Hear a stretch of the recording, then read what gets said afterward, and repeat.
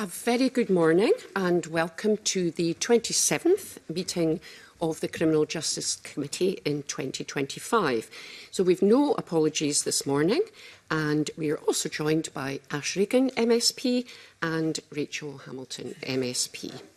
So our first item of business today is to begin scrutiny of the Prostitution Offences and Support Scotland Bill. And we have two panels of witnesses joining us today, and I intend to allow up to 90 minutes for each panel, and I refer members to papers 1 and 2.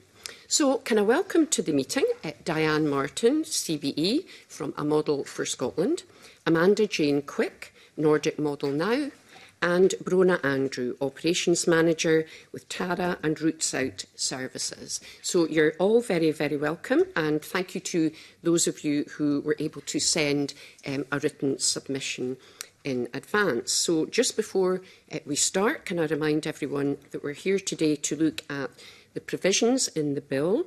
I'd like questions and answers to stay focused on that wherever possible.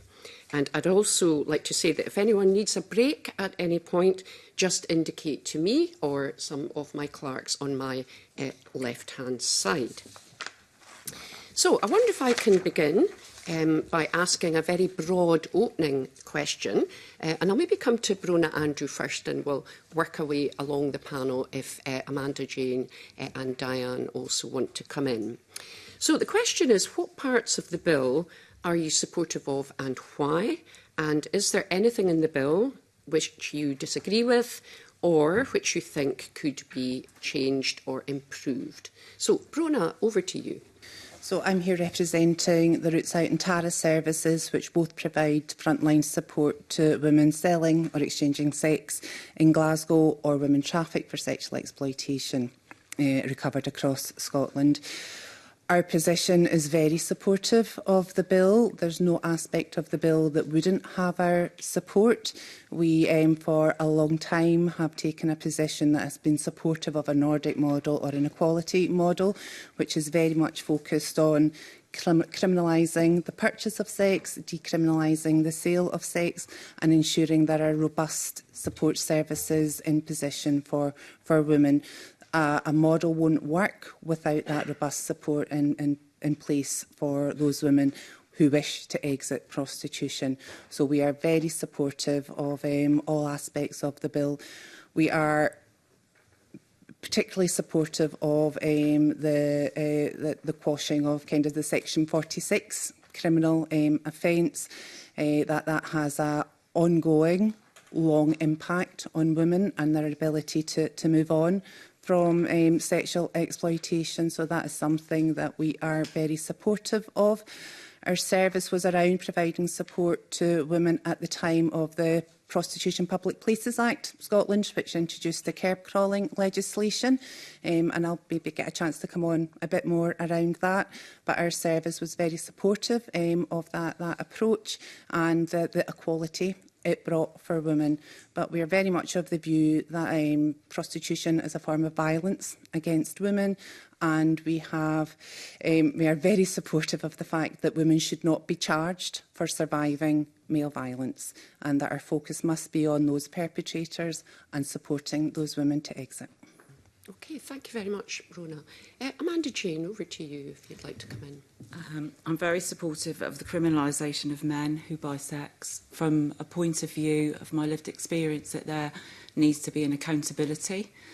A change in law will govern behaviour and, for me personally, change the thoughts and attitudes and values of belief of society and uphold a more civilised humanitarian perspective.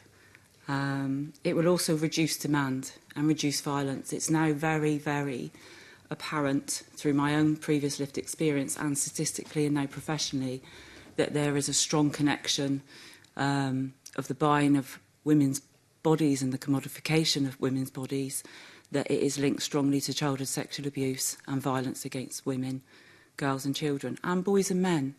There's a holistic perspective of the fact that there's a global grooming process going on. And a law is a boundary and it's a rule. and it constitutes an upholding of a civilised society. And buying sex isn't civilised, in my experience, no more than any other primitive response that we all hold as human beings. So primarily a change of thought and attitude, which will take a while, but it's not a birthright to buy. It's not a birthright to buy sex. It might be a need and an urge, but it's not a right, no more than killing is, in my view. Okay, thank you very much, Amanda Jane. Diane, would you like to come in? Good morning, and thank you for this opportunity for us to come together today. I really appreciate it. I personally, and as part of a Model for Scotland, we wholeheartedly support every aspect of the bill, including, as has been said, the quashing of convictions, because even though for some women, we'll say historical convictions, it's not historical for them. They're still living under the shadow of that. And it stops, them applying for voluntary work or for moving on. Even 20, 30 years later, women that have exited and are doing well, it hangs over their head. So I support all the aspects of the bill from an experience of lived experience. I was prostituted in London, the supposed highest end of prostitution. But it's no different, if you're in a 5-star hotel or in alley. So from personal experience, I support all aspects of it. But I don't expect policy to be based on my personal experience. Policy needs to be looking at, it's wholeheartedly the women exploited through prostitution. It needs to be based on that, and there's so much evidence, showing the realities of prostitution. And we're trying to talk about the realities a bit today, but we can't really. We can only do like a PG-13 version. But I looked up this morning just on Adult Works, which we consider a pimping website, and there were 961 women for sale in Scotland just from those ads, and of the first 10. 6 of them had been advertised by an agent, and Bron is probably really good to speak on kind of trafficking, but we know how much trafficking goes on. So yeah, support all aspects of it. Yes, we must decriminalise the women. We can't criminalise them for their own exploitation. We know there's evidence there that it removes barriers. They're not scared to report violence to the police, and criminalising the sex buyers. These men have been largely invisible. They've just been so invisible. There's no accountability for what happens. But we know that where this legislation has been adopted, it works. Obviously in Sweden, it's been, probably about 25 years. They've got an evidence base there. And I think when you were saying about improvements, I would just say that what could be exciting for us as Scotland, so we could do what other countries have done since Sweden, which you improve it, you look at how society has changed, you make adaptations, and France has done that in a really excellent way. So totally support it. Thank you very much. Okay, a lot of members here very keen to come in with questions, so I'm going to hand right over to Liam Kerr. Thank you, Kavina. Good morning, panel. I'll direct my questions precisely, but if you catch my eye, if you want to come in. So, Diane, I'll come to you first. The committee has received some evidence that criminalisation of those who buy sex puts sex workers at greater risk of violence and actually doesn't reduce demand for prostitution or reduce trafficking. Do you take a different view to that? And if so, why? Wholeheartedly. Thank you for bringing up that question, because something that was on my mind this morning is what I would consider mythology. The myths, I've been listening to these myths for 20 years, and they're in complete contradiction to the evidence that we've got. It does reduce prostitution, where this legislation is. It also makes it an inhospitable environment for traffickers. Right now in Scotland, we're not, we're not inhospitable to travellers. Traffickers. Yes, the myths. Right. The first one is usually that it makes that it can push it underground. And actually, if you look at that and, you know, dig into that, it's a complete logical fallacy. Prostitution, by its very nature, the buyer has to you know, be in contact with the person selling sex. It can't go underground. Where we've got this legislation, it doesn't go underground, and it doesn't even displace, but it does reduce. What was the other myths are around making it more dangerous? It is completely dangerous, and we can't make it safe unless we've got this legislation to back up what has been government policy for, I would think, over 10 years, that prostitution is violence against women, and saying it will make it more dangerous. There's one thing they say about vetting. They're not going to be able to vet the men. They're not vetted now. They're not going to give, even if they give information, it's not going to be accurate. The vetting is on the women. It's the men turn up and the door's opened and then the door closes. So there's no vetting for that. But I just wanted to make one more point about sometimes you'll hear an argument that says, if you do this, if you have this legislation, the good punters will stop, and we'll be left with the bad punters. And we've only got to look at Ipswich to see that there are no good punters. Steve Wright, who's on a whole life tariff, I think, for murdering 5 young women in Ipswich, he was known as a good punter. The women said we trusted him, we'd see him all the time, we'd speak to him, we felt safe with him. He murdered 5 of them. So it's complete mythology. But I mean, the good news is that there will be a large group of men that, if there's the fear of criminalisation, of their partners finding out, of their work finding out, that they will probably stop. Yeah, I won't take up more time on that, but thank you for raising it. I'm very grateful. Amanda Jane. Thank you, Liam, for the opportunity to speak. When I sold sex, I was also selling silence and secrets, not just my body. And I may well become graphic in my explanation, and that's how it is. It will be uncomfortable. I often hear people talk about and ask questions around safety, pushing it underground, and as I said, it's a myth. No man is going to come out of a brothel or a home waving a flag that he's just bought sex. It's never going to happen. It needs to stay underground. It always will. It thrives in silence. And it thrives in violence. That no amount of safety, the Nordic model doesn't proclaim that it's going to make it safe. In my personal experience, it can never be made safe. And I often wonder how I'd have a conversation about a 16-year-old if we're talking about safety, how you go and have work experience in a brothel, how would look? If we're going to have conversations about safety and selling sex and men who buy, how do you talk about safety to young people? Where's the next generation of prostituted girls and boys, potentially, coming from? They're going to come from the generations previously, so that would be the children that we know now. And would we have conversations with them about safely going into a brothel? We're not always asking the right questions in the right way, from my perspective. It needs to be more honest in the sense of what we're really talking about here. We're talking about human trafficking. We're talking about a global grooming of consensual issues which we feel are consent, but they're not. I never knew what I was going into, no more than the men did sometimes, if I'm honest.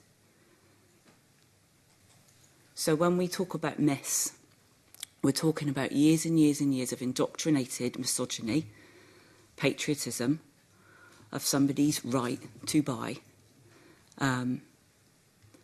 And it's become more available, but in my lived experience, it became more violent because the entitlement and the demand for it became more and more. People disconnect. I disconnected. I disconnected from what I did as a woman. I disconnected from the families I was causing harm to. I had to. If you'd been questioning me 10 years ago, I'd be given very different answers, but I've got out.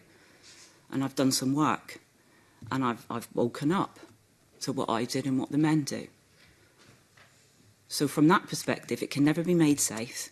It will always be underground because the men and the women that sell don't want anybody really to find out, because if you'd asked me 10 years ago, I would be selfish. It would be in my best interest to sit here and say, yeah, we can make it safe, we can do all those things. Okay. It will never be made safe. I'm very grateful. Brona, same question, but just according to the Bill's policy memorandum, the measures are intended to reduce the number of people in prostitution. Are you also able to speak to, is there any evidence that models such as the Nordic model actually achieve a reduction in the number of people in prostitution? So I would just like to kind of echo that what Diane and Amanda have shared reflect the experiences of the women that Roots Out in particular provide support to. I am not sure what vetting can be done that could ever create a safe environment for somebody who is on their own, isolated in a private space with an individual. Sex buyers don't go around with good or bad written on their forehead. I'm not sure what vetting would achieve to prevent and mitigate the significant risk. The act of prostitution itself is psychologically harmful as well to the women that we support, and I think that needs to be considered as well. In terms of a Nordic model approach and it working, Glasgow over a number of years has worked with Police Scotland around women engaged in or sex buyers, care crawlers. There's been a number of police operations, Operation Outgoing, most recently Operation Waterdale, where in partnership with Roots Out, the police focused on challenging demand. So they focused on implementing the Section 1 offence of soliciting for sex street purchasing, and at the same time reduced the number to almost zero of women charged. So they went for the men and did not charge the women selling sex on street, but referred them to Roots Out for support and advocacy. And that has begun to show that that is applied consistently. The number of sex buyers reduces, the number of women involved reduces as well. What we've also found is that when there are fewer sex buyers around, it provides greater opportunity for the Roots Out outreach team who go out and go out and talk to women in the area in Glasgow where they are selling sex, and it provides longer and better quality engagements with those women and begins to support them to begin to look at and consider moving on from prostitution. Does that answer your question? Yes, and I actually want to take that forward, if you don't mind, Brona. I'll stay with you for this question, because you talked about Police Scotland and the work that you've been doing jointly. Now, I read a report in the Daily Record last week that said that Police Scotland is supportive of criminalising the purchase of sex, but couldn't afford to enforce a crackdown. Now, given that, to what extent do you think the effectiveness of a Nordic model hinges on enforcement by the police or the courts, or actually is this more about messaging and driving a culture change? I think it's about both, if I'm honest. What we do know is the model and any legislation, it needs to be consistently implemented. That going in and, charging curb crawlers for a week might disrupt that for a short period of time, but when that stops, the punters come back. So it has to be robustly and consistently implemented. It doesn't mean that there needs to be police patrolling a red light area 7 nights a week, but it needs to be done on a consistent basis in order to ensure that support. There also is a message that needs to be provided, and I know the law is not here to do that, but there needs to be a very clear, strong message sent out to civic society that paying for sex causes harm to a significant number of women. It is a result of the patriarchy, of ongoing commodification of women and objectification of women's bodies, and it is overwhelmingly men are the ones paying for sex, and overwhelmingly it is women who are selling sex, and that needs to be reflected and understood better, and a clear message going out saying this is not a harmless activity.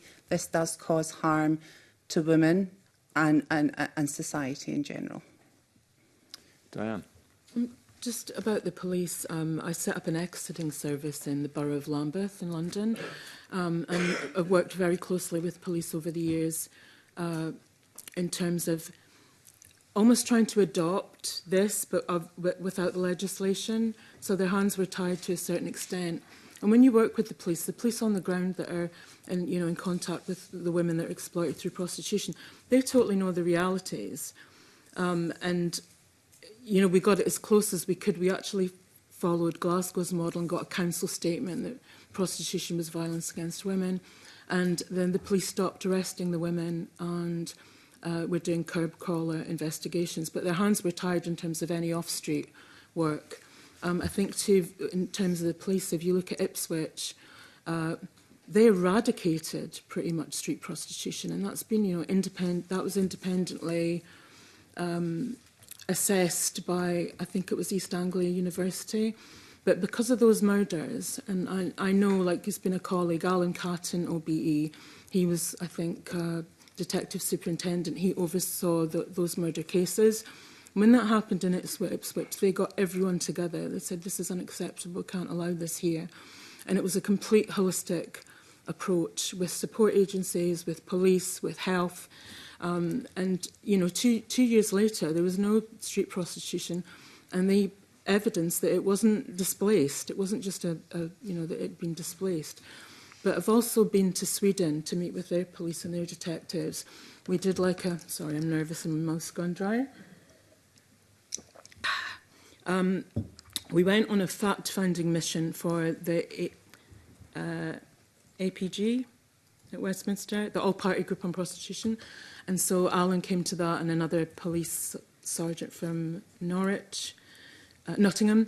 That was, I think, in 2005, and then we came back to report. The reason we went was to say, why did you do this? What did you do? How did you implement it? With the sole task of coming back, and we wrote a report, I think it was called the Sex Buyers Law, about how it could be implemented here. And that was kind of 10 years ago. But it is possible, and they've seen radical change, and culturally too. I was talking to some young men, some young male police officers, and I was saying, well, how would you feel if one of your friends, that they said, they paid for sex? And just the look on their face, it was like that sketch, Computer Says No. They were just like, couldn't even imagine it. So we've probably got 2 generations of boys to men now in that 25-year period. It's been a massive culture shift. The percentages of the public that said initially we support this new legislation, it's gone up and gone up and gone up year in year. So it's got public support. It's had a massive impact on the culture. And we should want to have that here for Scotland. Think of ourselves, I think, as a progressive country. And we need to put the not for sale sign out. So the police, they can implement this. It doesn't take millions and millions, but it will take some there's always initial cost to something new. But I think it's like Ipswich found, it's a spend to save. For every pound that they spent, it saved £2, on supporting the women to exit. It saved £2 of the public purse. Amanda Jane? Going on from both Brona and Diane, about the change of thought and attitude in society, I want to kind of add in as well that recently, I think France, for about 8 years, have upheld the Nordic model, and the European Court of Law upheld as well that there was no further harm caused. I think about 250 prostitute sex workers took France to court. They found no further evidence in the European Court of Law that any further harm had been caused or violence had been increased for those women. If I look holistically around the world about what's happened with the change of thought and attitudes, so the mythical answer is violence doesn't increase when a legalisation of criminalisation of men to buy sex is brought into a country. The evidence was clear from the European Court of Law more recently, I think it was 2024, was it? That recently? I can send you the information after this. I'm not academic, I'm lived experience. Sweden, when women, there was a Hungarian woman that did a study of the attitudes of values of men in Sweden comparative to Germany. We all know what's happening in Germany. Selling sex is abhorrent, actually, over there. There are lots of trafficking and so on and so forth. And women went round and they felt safer in Sweden than they did in Germany, just through the behaviour patterns and the comments of men. The studies, I can send them to you. One more point. Child on child, sexual abuse and violence now. It used to be 1/3, it's now 52%. I can send you all this information after. Children are copying adult behaviour. Pornography, prostitution. Pornography is sold prostitution. It's bought. It's no different just because it's on a screen or in person. And even though pornographers are now bringing in some form of safety, you can go online and your age and all this, the people that I work with, the younger people that I work with, from the ages of 8, they've been exposed to sexual acts of strangulation, spitting and violence. It's occurring more and more, the violence, from that perspective. I will stop you there. We're having quite long and very helpful responses. And just if I can remind our witnesses to perhaps focus on the provisions of the bill. I know that's going to be difficult because there's such an interconnection with other issues. And if I can ask Liam, is that you? I'm very grateful to you all. Thank you. Thank you very much. OK, I'm going to bring in Jamie Hepburn and then Rona Mackay. Thank you. Okay, thank you for your evidence so far. Good morning. See, I'm going to start with a question. It's probably a little more unfair in panel 1 than it is in panel 2, because I'm, with your permission, ask panel 2 the same question. Convener, they'll have the benefit of having heard you, whereas you've not had the benefit of hearing 1. But I suppose the question is, do you perceive any common ground in any element of this bill proposal with those who oppose the bill?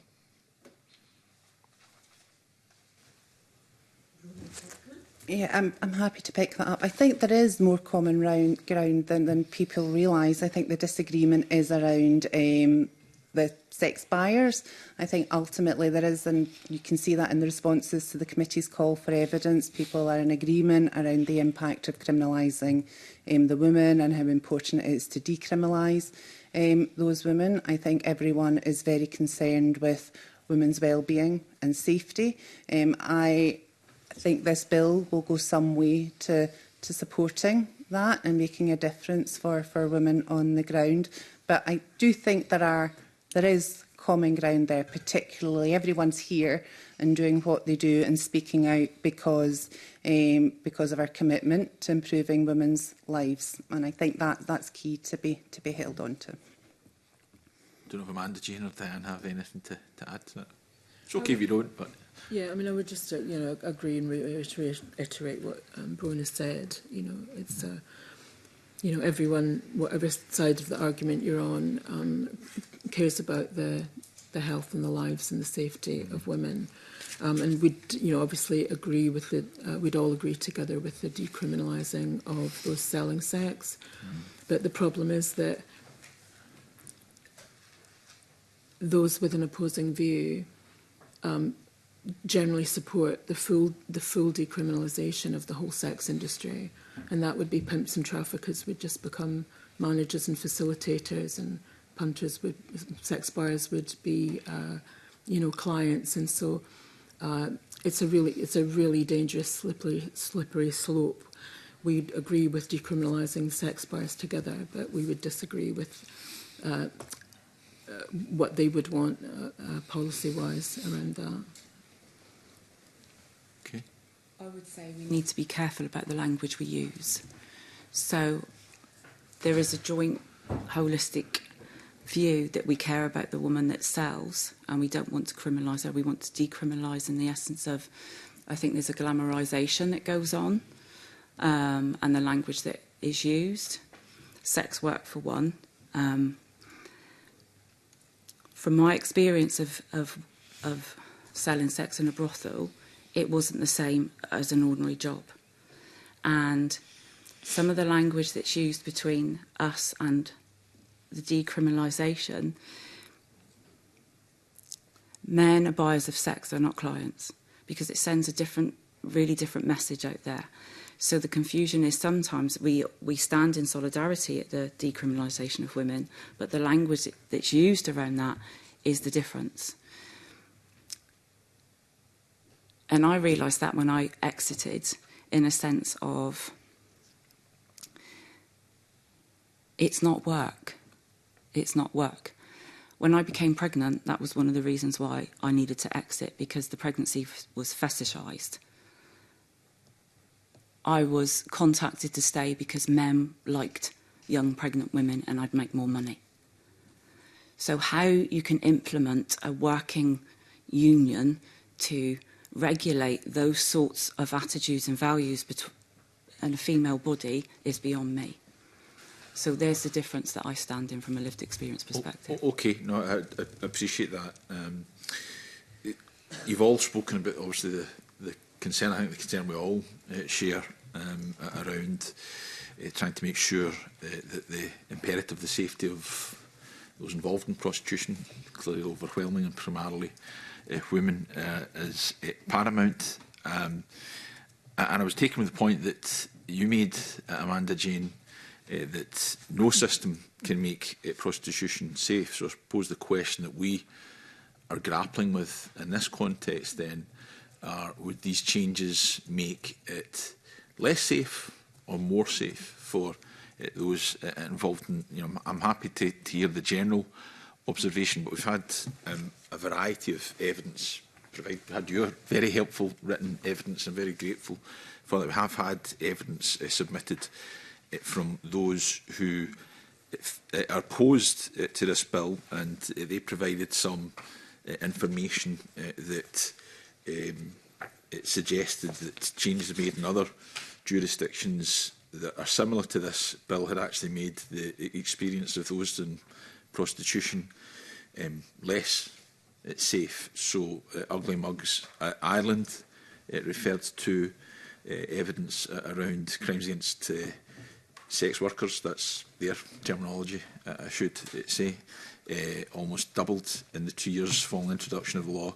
In the Republic of Ireland, HIV Ireland found that sex workers who experienced violence at work were increasingly reluctant to report to police under the Nordic model.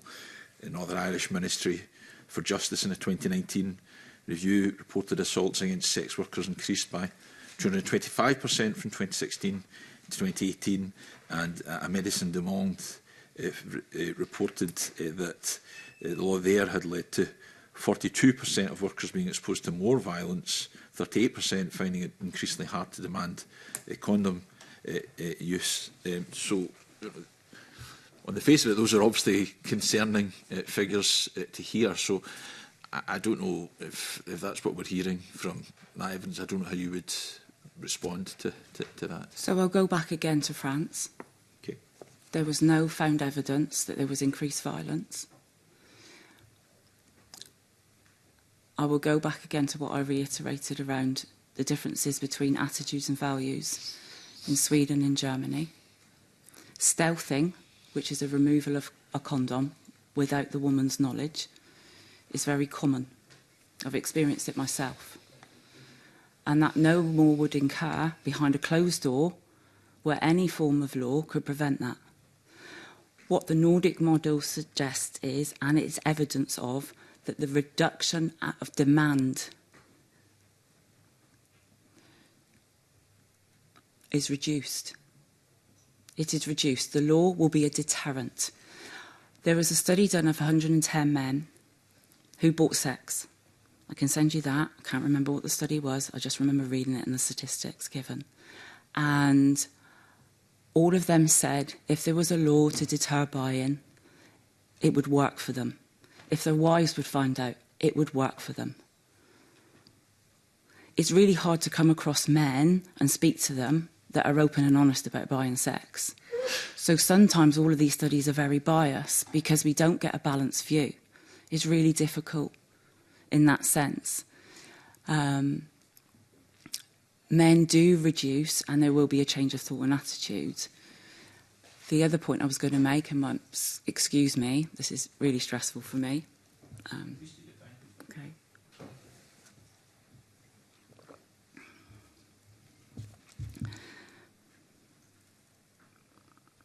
It is a deterrent. It does reduce trafficking. It has been proven so in different countries. It does reduce demand.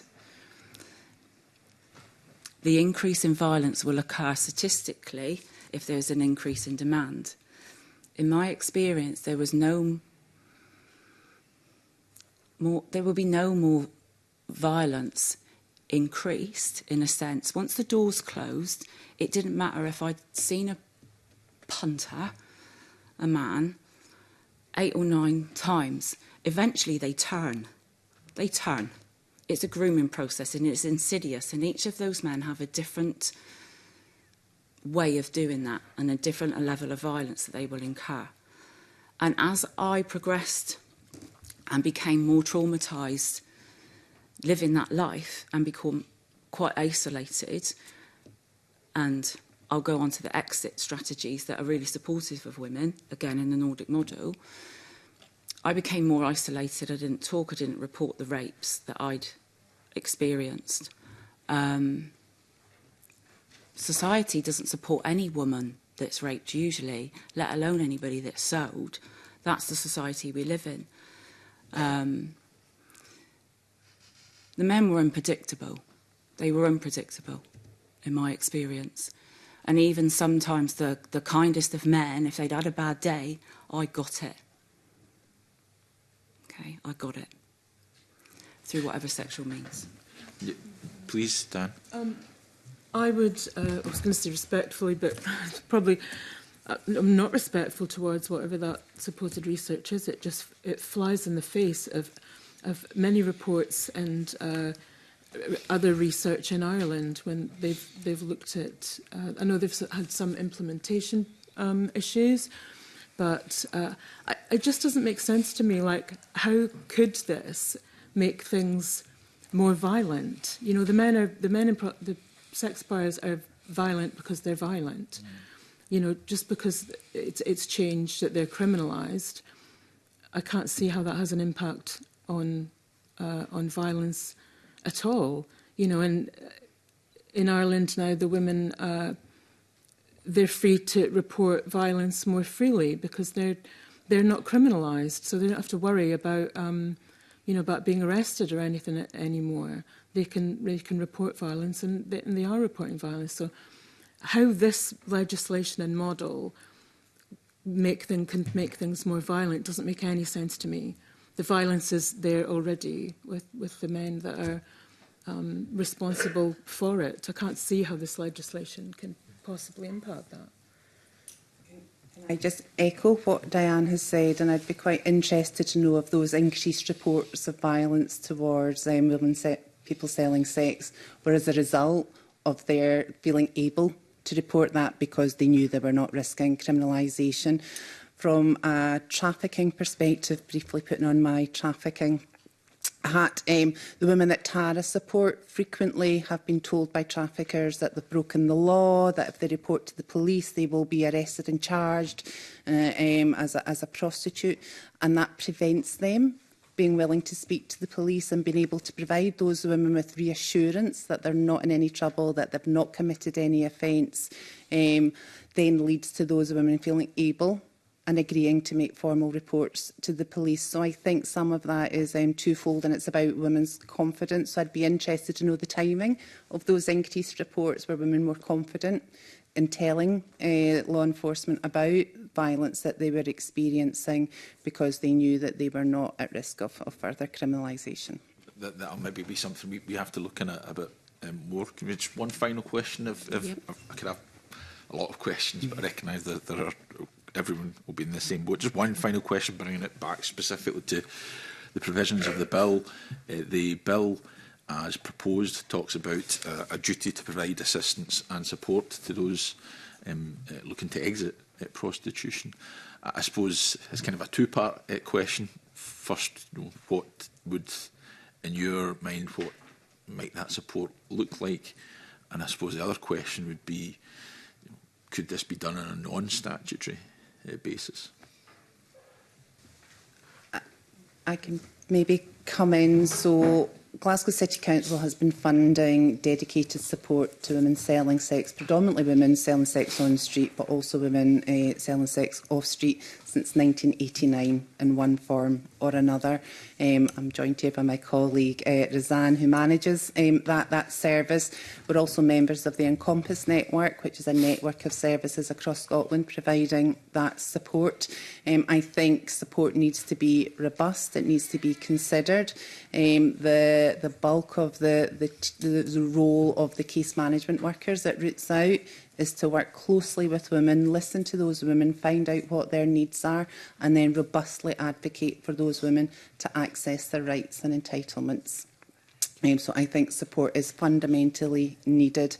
I think in order to ensure that there is ongoing and consistent funding, it helps if that is mandated legally. In terms of the Human Trafficking Scotland Act, it lists the support entitlements that survivors of trafficking are legally entitled to, and that significantly helps engagement and reassurance when we're working with really vulnerable people who have a lack of trust or engagement, have been let down, to be able to say to those women that Tara support, you're entitled to this. This is your legal right to this support, and the government must fund that. Goes a huge way into encouraging those trusting relationships and providing the foundations for women to begin the journey of moving on.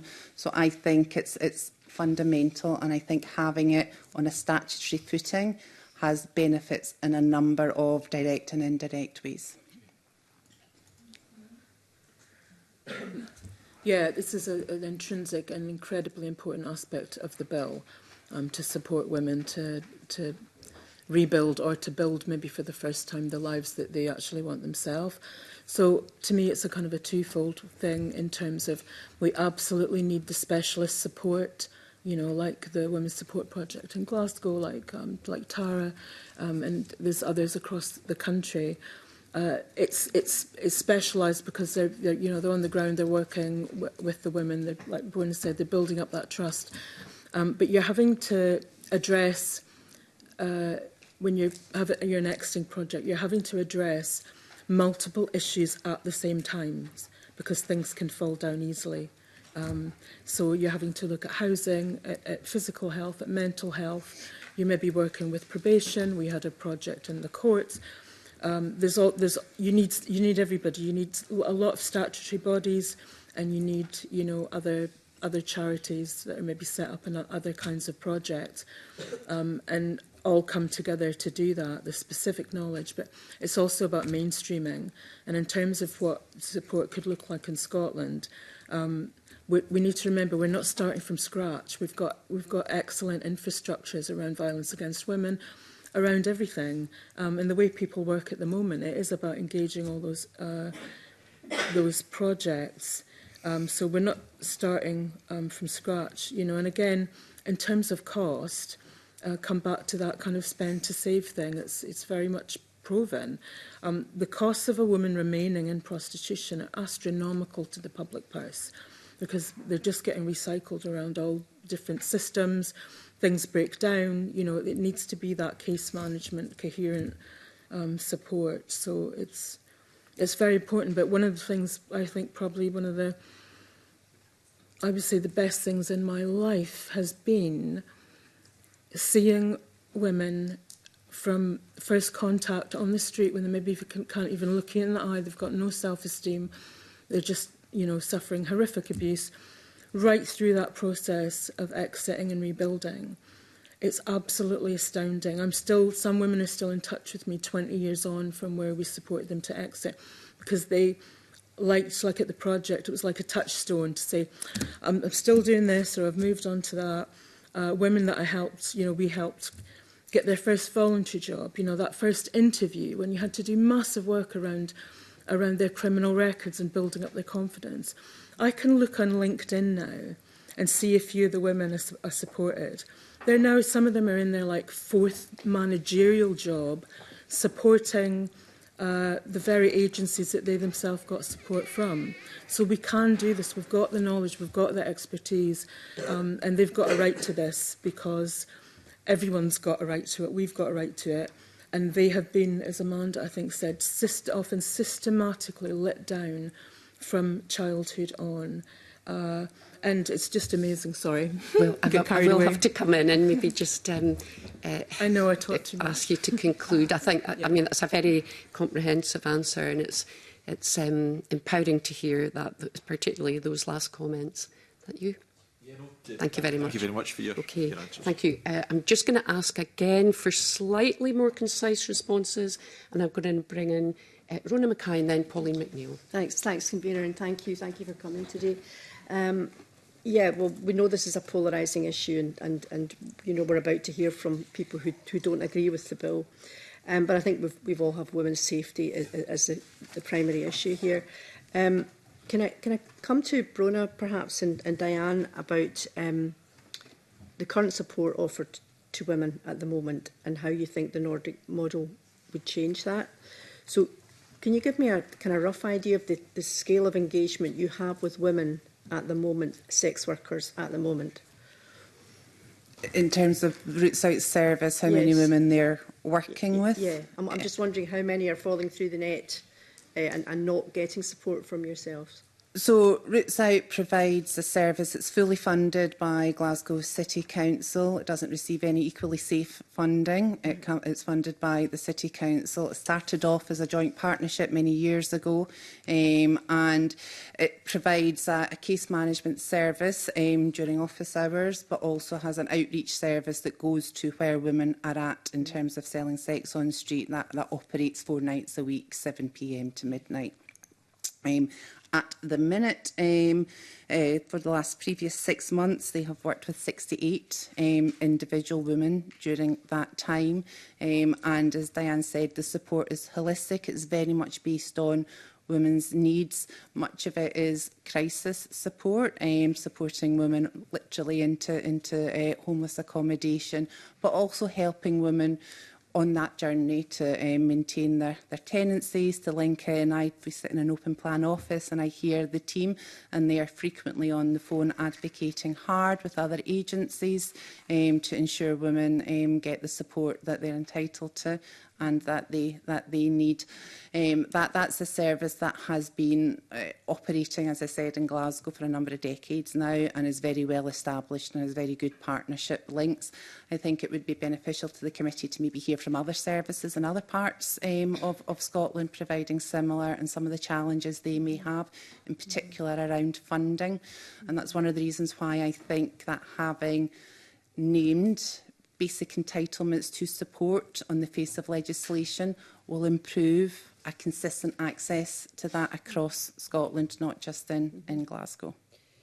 So opponents would argue that full decriminalisation would give women that safety and the same health and safety rights that all workers are entitled to.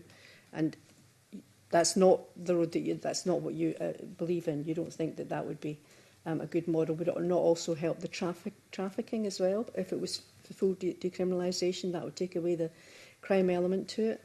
I'm not sure how that would work with trafficking. I also have oversight of the trafficking service, so I do not think full decrim would support and prevent women being trafficked in to meet that demand. I could talk for a while about that, but I'm aware you're looking for brevity of answers. I think a full decrim approach, I'm not sure where within that you could guarantee women access to specialist services to exit if that's what they wanted to do. And I think that's one of the challenges around a full decrim model and treating it like any other occupation. Okay. It's fairly unique in the impact and the harmful impact it has on women. Thanks. Diane? Yeah, I think that the aspect of the bill where this, as Brona said, the statutory right to support to exit, you know, would be very powerful, and it would just generate, you know, a coming together of all bodies and taking it forward. In terms of support, you were asking about support as well? Yes. Yeah. I'm not like frontline anymore, but, you know, I know that when my project first started in the borough of Lambeth, we had, and that's just one borough, we had 250 women on our books, and we kind of, it kind of worked that you'd have kind of different tiers of support. So you'd have your women that you just met on street outreach, who they'd maybe take a long time to come to the drop-in. So it'd be that kind of contact. Then next women would be coming to the drop-in, they'd be accessing, as Bron said, you're identifying what they need support with. So it'd be kind of a middle level of support. And then finally it'd be women that had exited, that had had drug and alcohol rehab. Most of them needed that. And we worked right up through, to exiting for a couple of years with women that had exited as well. The full decriminalisation, it's very extreme, the impact that has. Legalisation or full decriminalisation, it just doesn't make it safer. You look at Germany, and that's called the brothel of Europe. If you go to one of these mega brothels with all their floors of women for sale, you'd be hard pressed to find a German woman or even a woman that spoke English.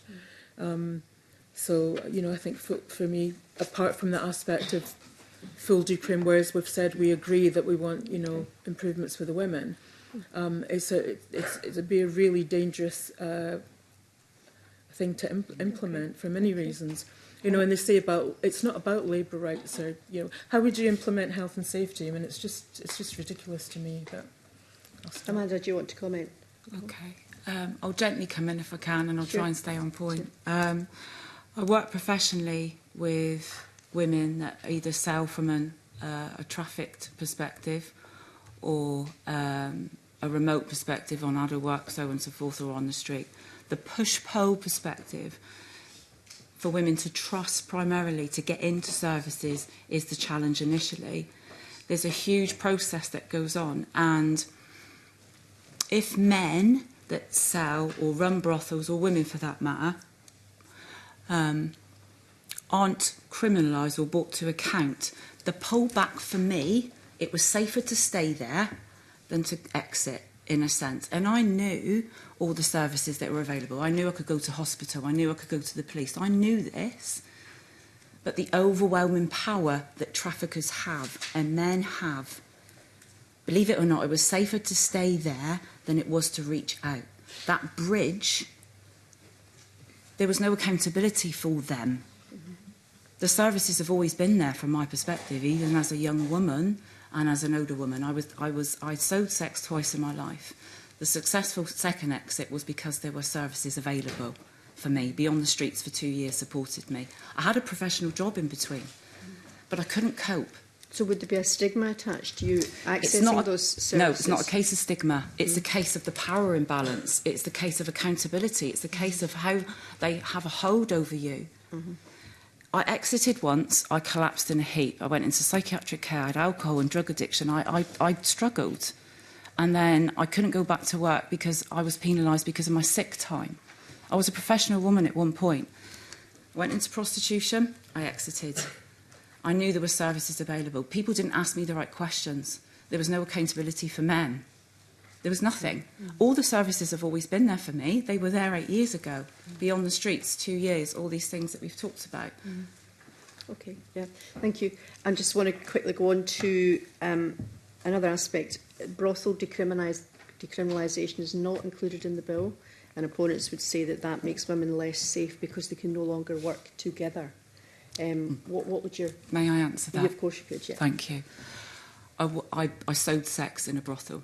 I come off the streets at 17 and went in at 18 because I felt I'll be safer. I wasn't. I actually, believe it or not, I escaped vaginal rape on the streets, not oral. In a brothel, I refused. He wanted to stealth, and I refused. And he had me face down in the brothel, and he raped me at the age of 18. I thought the women had my back there, but because I was younger and their regulars, turned to me, because they always want younger, they turned to me and they got jealous. And this competitive, this really vileness that goes on in selling, they didn't have my back. They didn't. I got beaten up by them. Hopefully that answers that question. Okay, that's fine. Do you, Rona? We would have the view that no woman should be criminalised for what we consider, and what the Scottish Government includes in its definition of violence against women as an act of male violence towards them. So we would support any measures that meant that women were not charged for what we consider survival behaviour and selling sex. Okay, thank you. Thank you, Convener.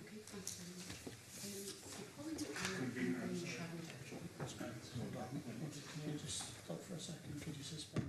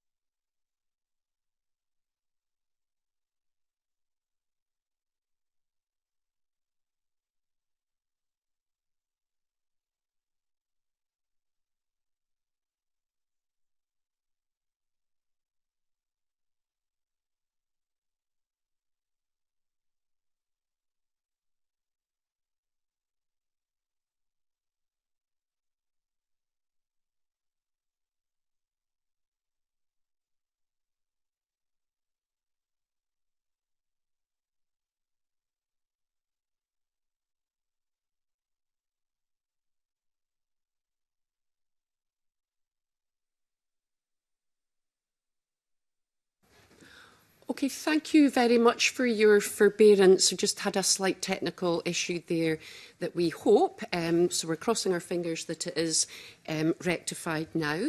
I am going to just remind members that we've just about got 30 minutes or so left. We've still got a number of members wishing to come in to ask questions. So, as ever, a plea for succinct questions and answers. And I'm going to bring in Sharon Dowie and then Pauline McNeill. Sharon.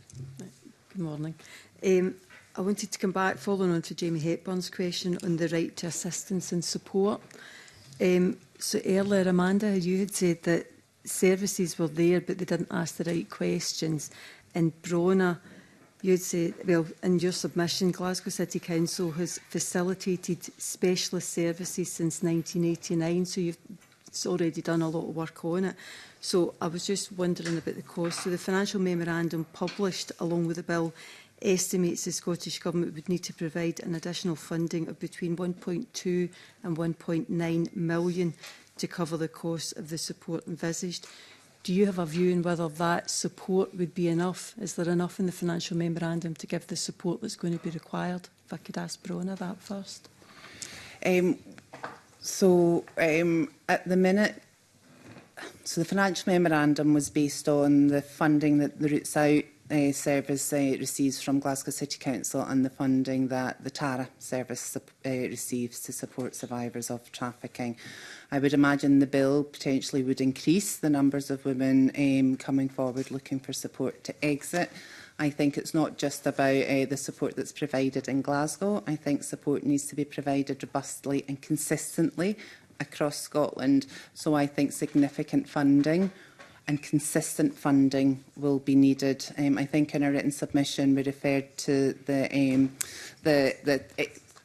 Commission on Violence Against Women funding and Equally Safe funding, and I think that highlighted that services providing specialist support around commercial sexual exploitation are, for want of a better descriptor, the poor cousins almost within the sector and don't receive the same proportion of support or funding for that service. So our view would be that significant funding would be required, particularly in the early stages, whilst we're kind of ensuring that there's a safety net there for women who we hope will be impacted by the bill. Okay, thank you.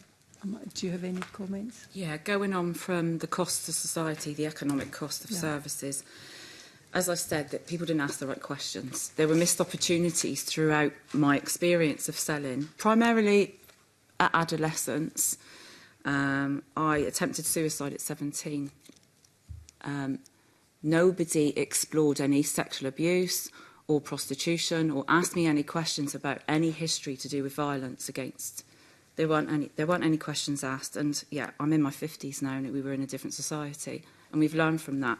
I did a timeline of all the missed opportunities where I could have accessed the services that were available, historically and presently.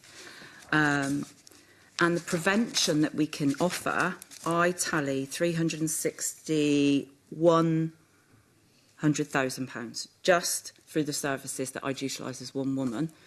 If that had been picked up sooner, and say, for instance, if we could support the bill through media attention, through a change of thoughts and attitudes, through advertising, through supporting men change their attitudes, and a parallel process of setting up process for men as buyers, primarily as women as sellers, to be able to support both, then we would reduce the violence of men being charged. There's lots of young boys now on sex offenders registers whose futures are being destroyed as well as little girls. There's an economic cost, and I can provide all the evidence that, and the missed opportunities throughout my life, through the services primarily not being robust enough, and this being brought to the forefront through public awareness, through a change in law, through a heightened awareness of the violence. It starts everywhere, through us, through media, through all those things. And the cost that we're talking about will primarily be reduced as time goes on for the women. Women can exit sooner.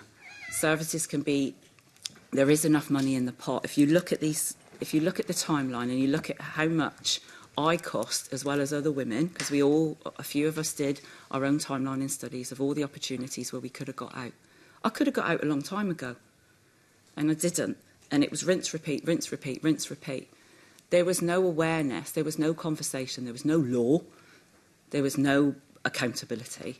So from a cost perspective, it is doable. It's doable. And I've got the evidence here to provide you with that.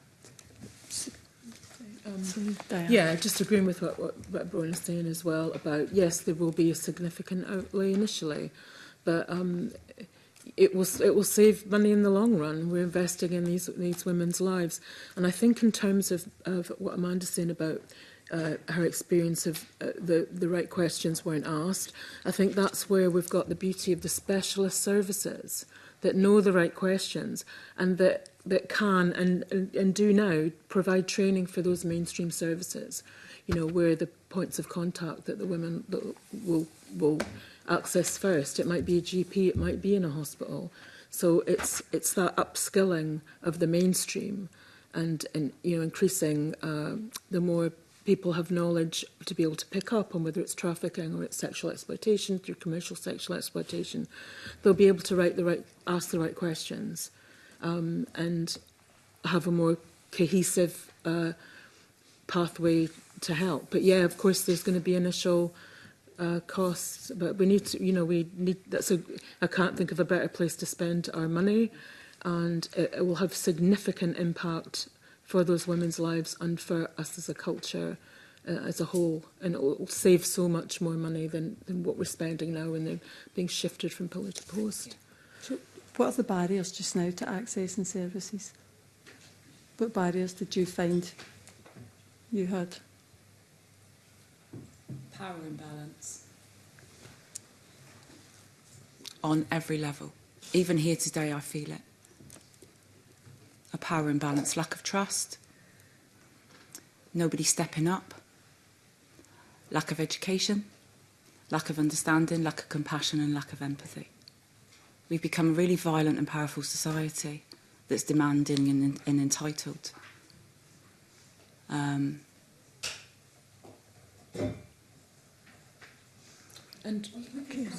yeah, because that's I'm sure that's a question that resonates quite strongly with you, Amanda, so we can maybe come back if you don't mind, and then I'll move on if I may. Just I'm conscious of time, so I'm going to bring in Pauline McNeill and then Fulton McGregor. Thank you. Good morning. Yes, it's still morning. Amanda, I wanted to ask you, if that's okay.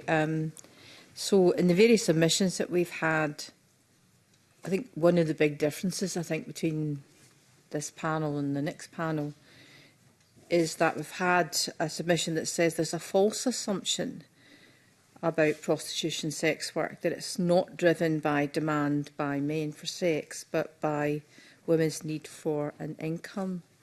And they go on to talk about inequality and poverty. And I just wondered if you were able to respond to that.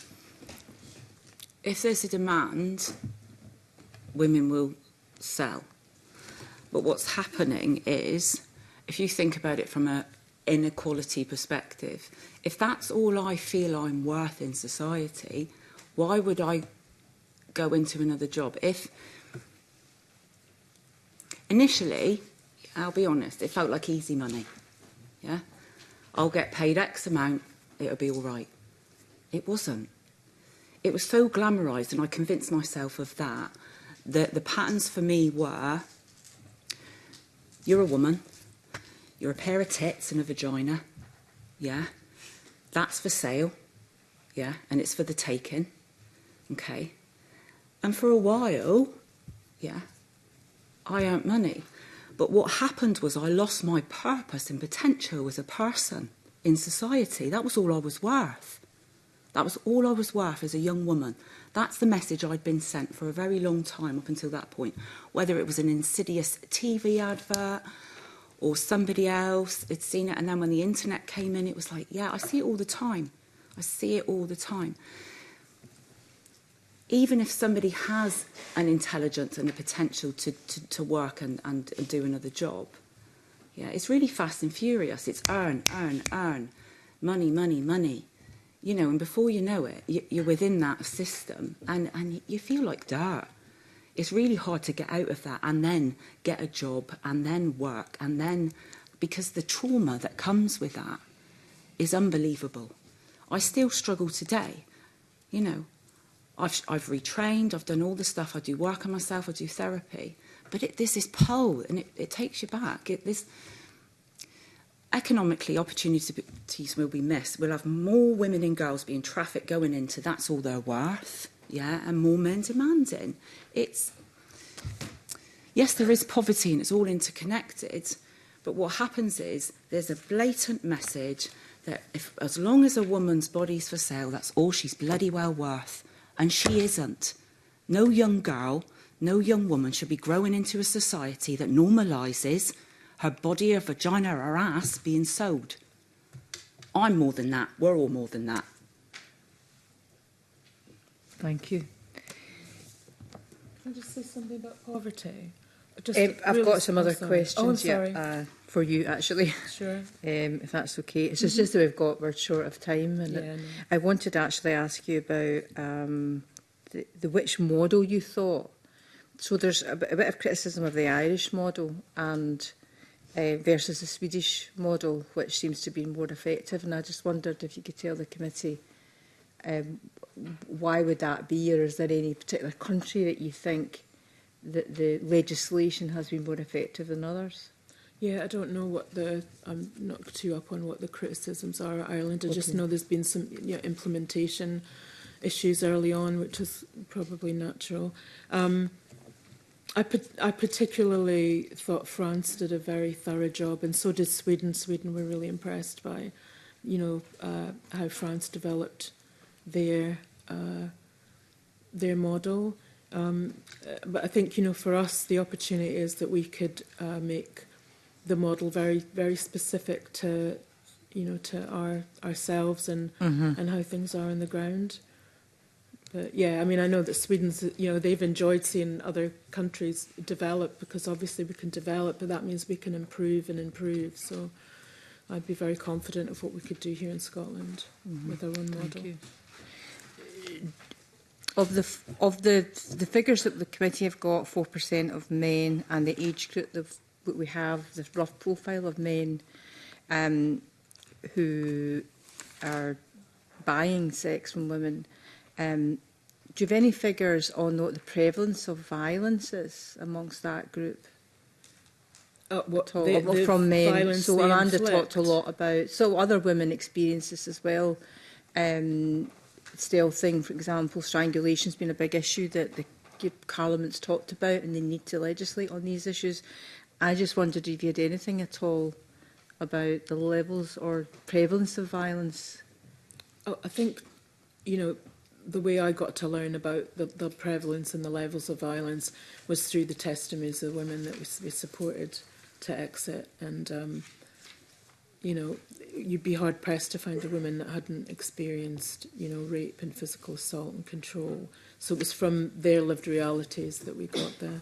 But, I don't know what there might be some other research out there. Yeah. Have you? Yeah, I've got some information actually from the Find It recently, specifically for Scotland, which was a briefing of the Commercial Sexual Exploitation Group around those that have experienced rape while selling. Sorry, I disassociate quite a lot, and if you don't know what that means, I can maybe come in. The Encompass Network have done a number of snapshots over the years with frontline services in Scotland about women's experiences, which includes violence. So I can ensure that gets sent on to the committee to support that. Thank you very much. Just lastly, Convener, I wanted to ask about the figures around human trafficking. That'll probably be you, Brona. I think some of those figures have been disputed, and I wonder what could you tell the committee about the prevalence of human trafficking and maybe the profile of trafficking, what that looks like, particularly in Scotland? So I can talk about the traffic, commercial sexual exploitation and the trafficking of women. I'd be interested to know what disputed figures you're referring to. Is that national referral mechanism I read figures? somewhere Or? that the prevalence of trafficking is maybe not as high as or prevalent as some are asserting. If you could just give us any information. Sure. On so the I can tell you about TARA stats. I don't have the Scottish National Referral Mechanism information to hand, but I can certainly make sure the committee gets that. I think across the UK, something like 20,000 people were referred in as potential victims of trafficking. That's men, women and children across the UK. That's the formal process to accessing support. It's not perfect. There are views about that, but there are those figures. In terms of TARA, I can only tell you about the women who are referred to us. So in 2024-2025, we supported 115 individual women. In the last 6 months, we've worked with 43 newly identified women referred to our service and supported 115 individual women. Those are women who have been trafficked and sexually exploited on their journey into the UK. Some of them are UK nationals and have been moved around the country. What I can tell you is all of those women have been commercially sexually exploited. Men have paid to, and for the women that have been trafficked, I'm quite careful in the language I use, men have paid to abuse those women because they have not consented to be there. The men paying for sex with those women are the same men paying for sex with women across the industry. The women that TARA sees have never benefited financially from that. We have women arriving at our door, waiting outside our office space at 8 o'clock in the morning, in the clothes they are standing up in. They do not get any financial benefit from their sexual exploitation, some of which occurs directly in Glasgow and in other parts of Scotland, or across Scotland, in fact. So the numbers are the numbers. I can tell you about the women that make their way to us. I can tell you about the barriers those women face coming to access support and asking for help. I think we see the tip of the iceberg there. So that's kind of the profile, if you like. But some of those women are advertised on Adult Works, Viva Street, other websites across the UK. Others don't know what happens. All they can do is tell us that multiple men are brought to them. Some women, there are lots of myths around trafficking and how it presents in Scotland. But my view is, of the 115 women supported in the last 6 months, that's 115 women too many, who somebody somewhere has made financial profit from their abuse. Thank you. Just last. Can I maybe just? We are really short of time because of the interruption and quite lengthy responses. So, if I may, can I bring other members in that haven't spoken, and then, if we have time at the end, we'll come back to some of the outstanding issues. So, I'm going to bring in. I'm going to bring in Katie Clark now, and then Ash Regan. I'm quite happy to leave my questions to the next panel to save on time. Okay, thank you. In that case, I'll bring in Ash Regan and then Fulton McGregor. Thank you, Convener. Good morning to the panel. Thank you for attending here with us this morning. So it often seems as if there's a voice that's missing from this debate. And for me, that voice is the buyers. We know that sex buyers are about 99% male. So it's the voices of the men that pay to buy sex. And I'm wondering if, particularly if Diane and Amanda could give the committee an idea of what the attitudes of sex buyers are to the women that they pay. And then, as I probably won't get a follow-up question from the convener, I'll just add in the second part of my question, which is, if the Parliament decides it doesn't want to progress this law, if you could just explain for the committee what you think the consequences are for Scotland of doing nothing. I'm glad you brought up the kind of invisibility of the sex buyers, and I didn't know if I'd get a chance to kind of sneak this into an answer somehow. But you probably aren't aware, I'm kind of glad you're not in one way, that there's a site called Punternet, and there's other sites, and it's where men go to review the women that they've bought, the women that they've sexually exploited. And I've just got a few comments, so we can actually bring their voice in. And again, this is the Disney version. If you went on, you'd be horrified, and you'd pass this law in about 5 seconds.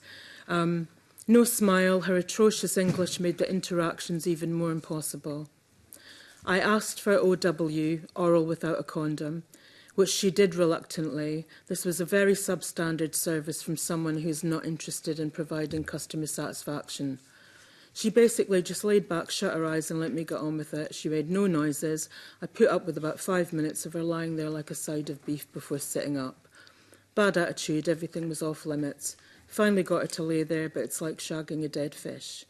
And, you know, if we don't bring in this legislation to enact the current policy that prostitution is violence against women,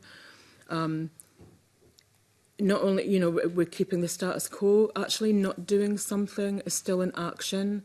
It's an action. It's saying this isn't worth doing anything about. It's and it sends a message. You know, this is the only legislation that's been effective for reducing prostitution and human trafficking and supporting women to exit. So the tipping point when I felt I needed to exit prostitution was Punternet being brought to my attention through another woman that was more familiar with the internet and how that worked. And I looked up my alias and I read the comments. And I sat and cried for about 2 days. And because I'd refused an act, and it was the point of where I was nearly raped at that point, he'd put a bad review about me. And I realised that any form of consent I had was out the window. I hadn't consented to that. I wasn't even aware when I went back in that internet site was even available for men to comment on my body. I then went on to read about other women and how they'd spoken about them. And basically what happens is, if they don't get their needs satisfied, in whichever way that looks, whether they want a young girl to pretend she's 12 years old with plaits in her hair, or whether or not they want you to talk dirty to them, or whatever that means, if the need isn't met, they turn. They just turn. And if they can't turn on you in the room, they go away and turn on you outside of the room. End of. It's an insatiable industry. It's an entitled, demanding industry.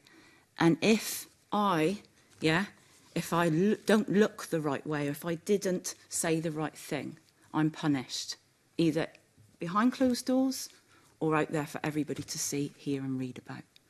I heard them comment about stretch marks, about saggy breasts, about she wasn't really there, she stank of alcohol. All these really derogatory comments, and they're all derogatory. If you behave, you'll get away with she's pleasant, she's good enough. But if you don't, if you look the wrong way, say the wrong thing, or you're just tired that day, you're done for. Thank you. I will have to come in there. Are you happy? OK, thank you. Fulton McGregor and then Rachel Hamilton.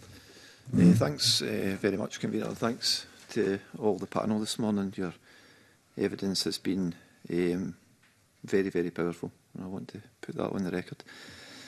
A question that I'm going to ask is one that's arisen. I didn't actually intend to ask it first, and it's something that came out of something that Amanda Jane mentioned much earlier in the session.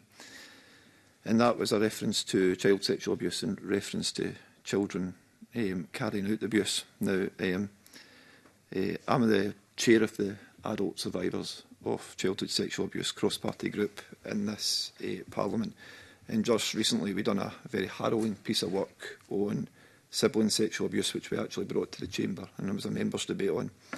And I'll read some small extracts from that motion that we debated. Maybe just ask you to ask your question. I know you're, no, okay. if you can, please. Yeah, okay, Convener. I'll I can draw members and witnesses to attention to that motion. But this is, of course, a very major issue and a complex one, and something that I think professionals perhaps don't even fully understand. And is, you know, one of the things is that it's much more common than perhaps is recorded. So I wanted to ask, what role do you think prostitution has in this unspoken shame that's happening in our communities, and do you think that this bill can help to address that? Okay, I'll read something from an article I wrote recently in the Morning Star in response and answer. Child sexual development research shows teenagers and very young children, as young as 8 at the moment, are learning about sex primarily through prostitution and pornography, which normalises violence, coercion and commodification. Young boys are now being charged with rape or registered as sex offenders. Young girls are beginning to report having facial repairs of their vagina or anus, and they're interacting within families to do so, as well as in schools. Many teachers report that education systems are crumbling as sexual violence is increasing.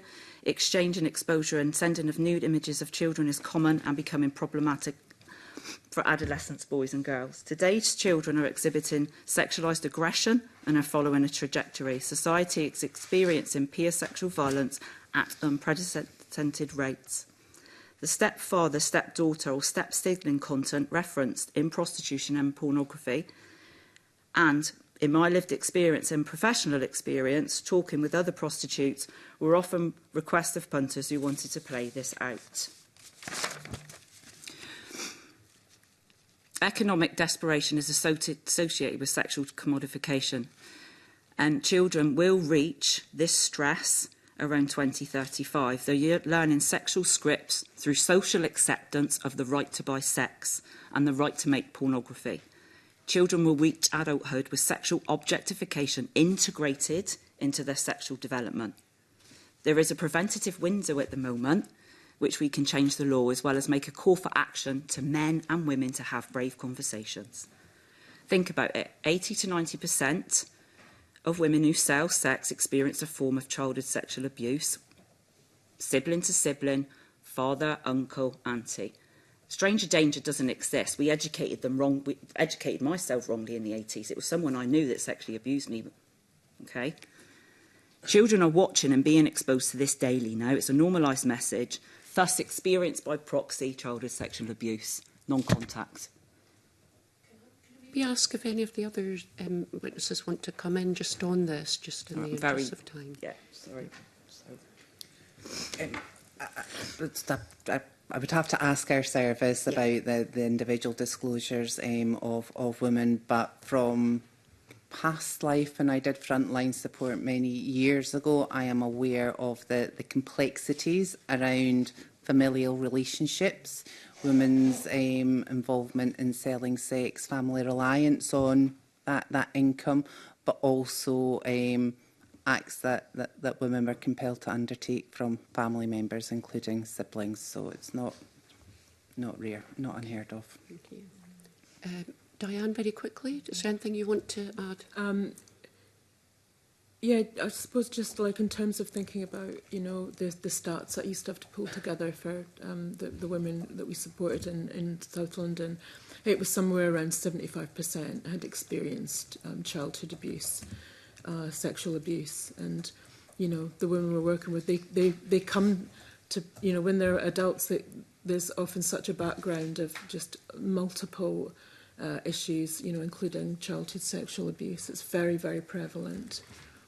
Okay, thank you. Okay, thank you. Okay, thank you. Rachel Hamilton, very briefly. It's a supplementary to Pauline McNeill's question, probably targeted at Berna. But should the bill extend criminalisation to those facilitating prostitution rather than just the buyer?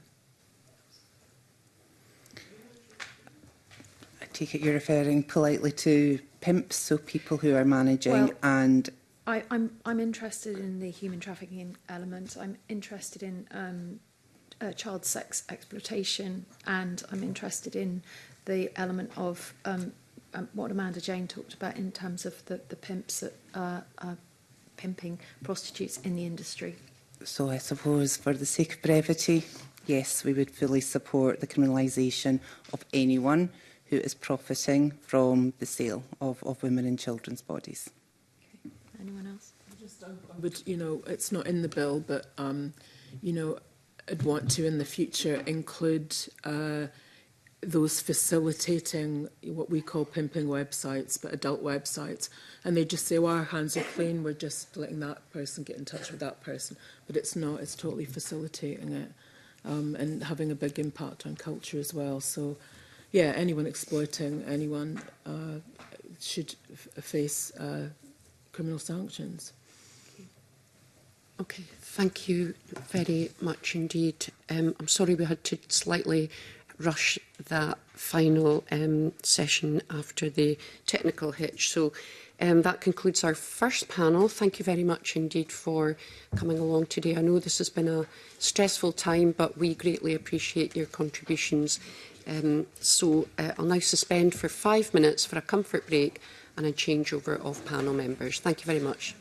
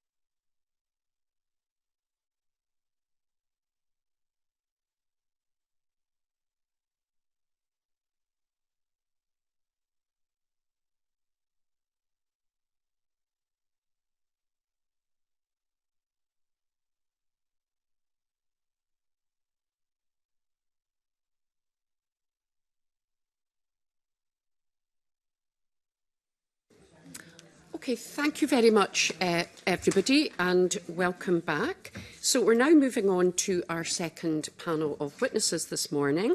As before, looking to allow around about 90 minutes, up to 90 minutes for today's panel. So can I welcome to the meeting Lindsay Walton, Chief Executive at National Ugly Mugs, Laura Bailey, Political Officer with Scotland for DCRIM, and joining us online is Nikki Adams, English Collective for Prostitutes. So a warm welcome to you all, and thank you also to those of you who were able to send in written submissions in advance of the session today. So as before, just before we start, can I remind everyone that we're here today to look at the provisions of the bill. I'm keen for questions to focus on the provisions of the bill. And again, I would just say that if anybody at any point needs a break, please just indicate to myself or my clerk on my left-hand side. So I wonder if I can just begin with the same opening question that I asked, or broadly the same opening question that I asked the first panel. And I'll come to Lindsay first of all, and then Laura, and then I'll bring in Nikki. So can I ask what parts of the bill you are opposed to and why? And is there anything in the bill which you do support or which you think could be improved? So, Nikki, I beg your pardon, Lindsay first of all. Thanks very much. I just want to say thank you to everyone for the opportunity to speak, and a huge thanks to Brona and Amanda Jane and Diane for their contributions before as well. I'm Lindsay, I'm Chief Executive of National Ugly Mugs, and we are the UK's national sex work charity, and I'm a former sex worker myself.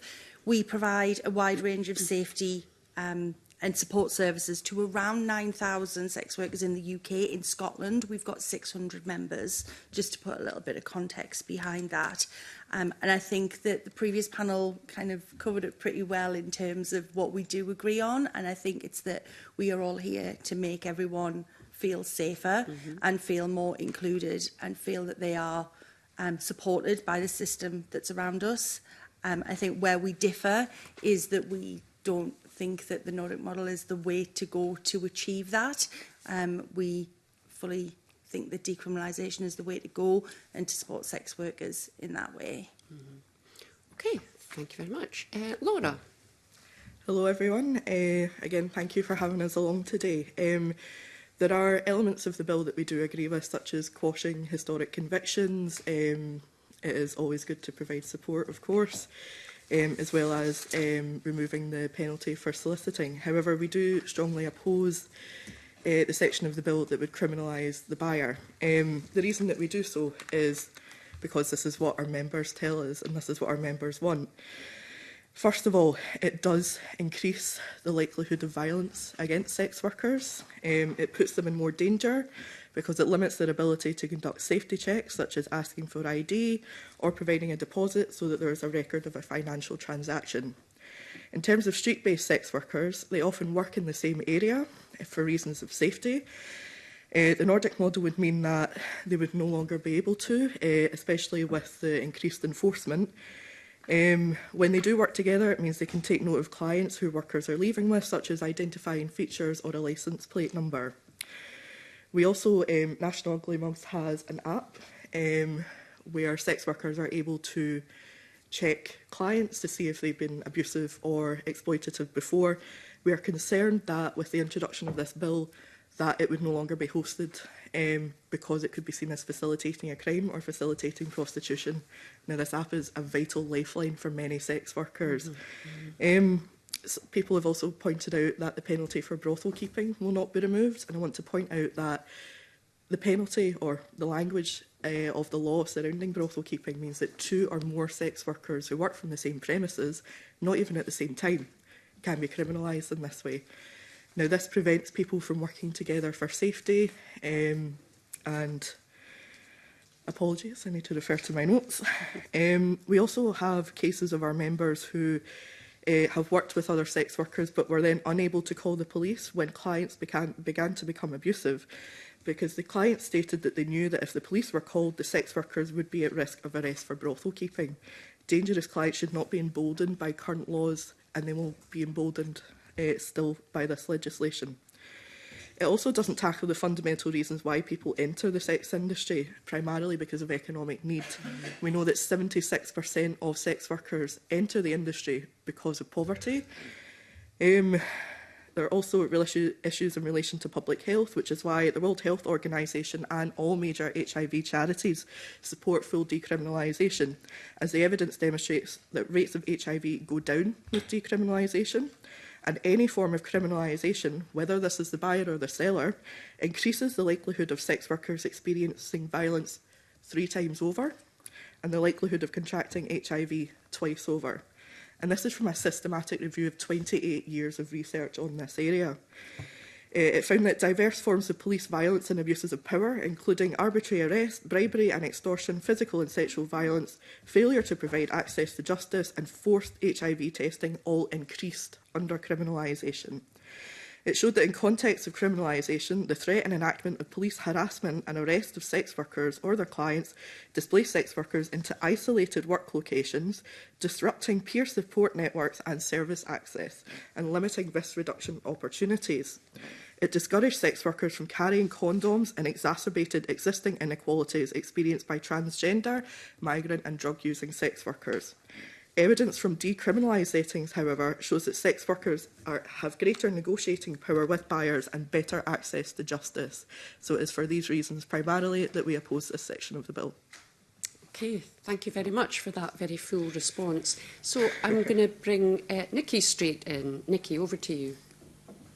Hello, my name is Nikki Adams. I'm from the English Collective of Prostitutes. We are a sex worker collective that was founded in 1975. So this year is our 50th year anniversary. And so we have an enormous amount of experience over the years, and we've really seen how things have changed as well. We provide support and assistance to hundreds of women a year, including them help them defend themselves against criminal charges, but also get justice after rape and other violence, and getting housing and benefits to help women get out of sex work if they want, or to work in less risky and exploitative ways. We're campaigning for decriminalisation, safety and rights. We have a wide network, including in Scotland, and in fact, one of the women in our group who was providing a safe space for other sex workers was prosecuted and recently had her charges dropped, rightly so. She, like many other women in our group, the majority, in fact, is a mother. And one of the shocking aspects of her situation was that after she was arrested, social services were called. And, she felt there was a threat to have her child taken away. I am a sex worker myself. I've worked in many different areas. I'd like to first of all say that we have never glamorized prostitution. I think it's really important to say that. We often don't even say it's a job. It's an income generating activity. I was glad to see that people made reference to the fact that prostitution is driven by women's need for an income, not men's demand for sex. In terms of the bill, we agree with Lindsay and Laura in terms of opposing the offence of paying for sex. We think the evidence shows that it does endanger sex workers and push us underground. And if there's time and appropriate for the questions, I'd like to say how that issue of being pushed underground actually works in practice. There is no evidence that it reduces prostitution. I'd like to speak to the example of Ipswich that was given, because we're very familiar with that situation. And we really feel that the biggest flaw of this bill is that it does not address the poverty, homelessness, lack of pay equity, expensive childcare, many of the other reasons that push women in particular and mothers in particular into sex work. We agree with the aim, ultimately, of trying to reduce prostitution, not because we think it's inherently violent, but because we think that women should have the option to leave if they want to. But we do not understand why the focus is therefore not on ending women's poverty. We also agree with the provisions about expunging historical convictions and abolishing the equivalent law of loitering and soliciting, because we have a lot of experience of that. Thank you. Okay, thank you very much, Nikki. I'm not going to ask any supplementaries at the moment, just conscious from the last panel that we want to leave as much time for everybody to come in with their particular questions. So I'm going to hand over to Liam Kerr and then bring in Jamie Hepburn. Thank you, Convener. Good morning, panel. Nikki Adams, I'll come straight back to you, please. The committee has your evidence that the criminalisation of those who buy sex puts sex workers at greater risk of violence and doesn't reduce demand for prostitution or reduce trafficking. Panel 1 took a rather different view and specifically talked about France as being, if you like, an exemplar. However, your evidence speaks to specific research in France, which has a very different take, a very negative take. Can you help the committee understand why there's a discrepancy there? Why is one panel telling us France is an exemplar and you seem to be saying that it's not, and you conclude from that criminalisation won't work? Well, the evidence that we have from France came from Médecins du Monde, and that came directly from sex workers. And they did speak, they surveyed 600 sex workers, which is a very good number. And they found that criminalising clients had a detrimental effect on sex workers' safety, health, and overall living conditions. It increased poverty, especially among people already living precariously, such as undocumented migrant women working on the street. So I feel that that's a very credible source of evidence, but I'd like to speak to the issue of safety, because really, in some ways, the only way that we can understand it is based on our own experience as sex workers. And for that, I would give the example, for example, of women in East London. At a certain point, there was a very severe crackdown, supposedly targeting curb crawlers, but in fact, it was women that were being arrested most. And women then moved to a place called Wanstead Flats, which is a wooded area. They were working in much less well-lit areas. They were having to kind of keep in the shadows, out of the way, because clients were worried about arrest. They had less time to check out clients. It may sound not very serious, but in fact, it can really make the difference between life and death. It's not that we rely on our instincts completely, but if you have a chance to check out whether there's somebody in the back of the car, whether the man is drunk, it really can make a massive difference. Whereas if you're in a position where you're having to jump into the car immediately, you're more likely to get yourself into trouble. And then in terms of working together from premises, one of the women in our group was recently very seriously attacked. And the way that the police found the man that did it is because she did actually have his details from his credit card when he made the booking. And the problem with the criminalising of clients in relation to safety is that practically they're not going to want to give their details in the same way. We've had experience of that. We've had experience of people wanting to pay only cash, not giving their details, not wanting to present themselves somewhere where you can actually see them before you open the door to them. So there's many factors like that. And also, the question of women being able to work together. Ideally, what decriminalisation would do and has done in New Zealand has given women the ability to work more inside than out on the street, because out on the street is much more dangerous, and also work together with others. It's absurd that you can't work together with others from premises. So that's why practically we would say that criminalising clients does increase danger. I'm very grateful. It's a similar question to Laura Bailey, please, because in your evidence you've also raised safety, but your evidence says that criminalisation would mean that sex workers would be less able to screen potential clients or get a deposit, and perhaps you refer to an app which enables some form of screening. Panel 1 gave a different response to that and seemed to suggest that screening, that checking, isn't happening in practice at the moment. But that's clearly different from your evidence. So can you help the committee understand why there's that difference and, in your view, what actually is happening on the ground? Absolutely. Well, in terms of screening, this is what our members tell us. This is what current active sex workers are telling us. And I think that's an important point, is that this legislation will impact people who are currently selling sex right now. And although Ms Reagan said that the voices that are missing from this are the buyers, it's actually the women who are currently selling sex at the moment. Their voices are missing from this. And I'd just like to put their voices into this, if you don't mind. When asked, upwards of 96% of active sex workers want full decriminalisation. Now, I'm sure this committee will understand it's impossible to get 96% of people to agree with anything. But in terms of safety, again, if we look at Ireland and Northern Ireland, I believe it was Jamie Hepburn that brought up our evidence that in Northern Ireland, following the couple of years that this type of legislation was introduced, violence experienced by those women went up by 225%. That's an astronomical number. And in Ireland, it was 92%. And then a 2020 study commissioned by HIV Ireland found that sex workers who experience violence at work were increasingly reluctant to report to the police under the Nordic model, and that both their physical and mental health were impacted by the introduction of this legislation. Sex workers also reported that stigma against them had increased following this.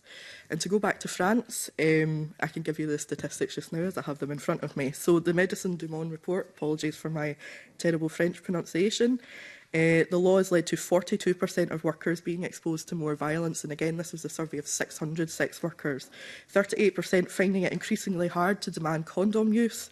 70% are observing no improvement or a deterioration of relations with the police, 78% losing income, and 63% experiencing a deterioration of living conditions. Across the board, the best evidence shows that the Nordic model is not safe for sex workers.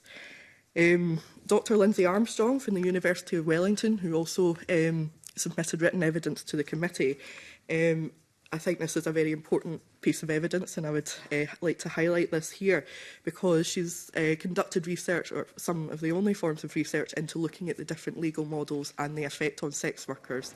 So her research was in New Zealand, which has decriminalisation, Ireland, which has the Nordic model, and Scotland, which has partial criminalisation. And what she found was that the countries which have adopted the Nordic model have high rates of harmful consequences to sex workers. Examples include increased vulnerability and physical violence, barriers to accessing justice, increased economic precarity, and discrimination due to higher levels of stigma, and a further entrenchment of structural violence as well. In contrast, countries and states, because in Australia it's regulated at state level, which have decriminalisation, demonstrated that sex workers have an increased ability to refuse clients if they so wish. They are more aware of their rights, and strategies for safety are better supported. This article fills a gap, as I've already mentioned. It was 70 sex workers who were specifically interviewed with hundreds surveyed.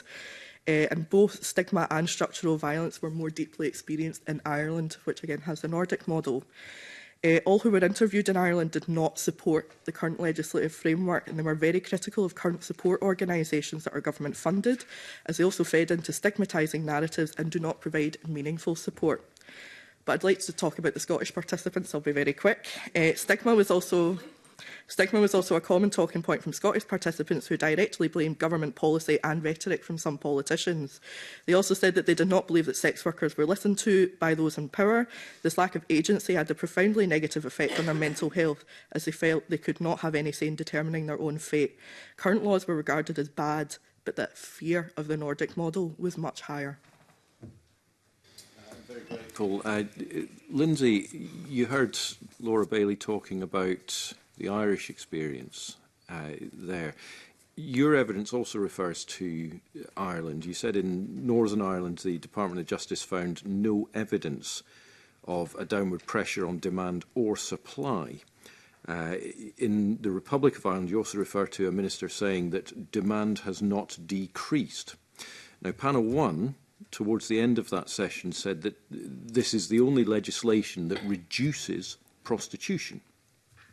So my question to you is, given that you cited the examples of Ireland, what has happened to supply, if anything, not just the demand side? And given that you say that there were only 15 men convicted in 7 years in the Republic, is this actually a policing issue? I think it's really good to look at Ireland because they are our closest neighbours. So I suppose it's a nice way to kind of make a comparison across that. I think it's worth pointing out that both governments accept that this hasn't really worked on either side. So this is not coming from us. It is the systems themselves have said that they're not worked. I'm going to take a small liberty and steal a little bit of Laura's question, because you talked about the alerting system, and again, it's something I can add some context to in terms of numbers. Now, our checker tool and our reporting and alerting system that we use, it isn't an app, and I won't go off on why, because that could take us all day and I could talk all day. But in the last 12 months, we released around pushing 1 million alerts to sex workers across the UK. So that fundamentally says that it is being used. Since we started in 2012, it's about 4.4 million alerts we've sent around sex work community. So sex workers are using the system. They are using that to check various details, whether that be usernames, car registration numbers, that kind of thing. And it is very, very worrying that that may not be available to sex workers in the future. In terms of the, I'll go back to Ireland now, I promise. I'm going to check my notes to see actually.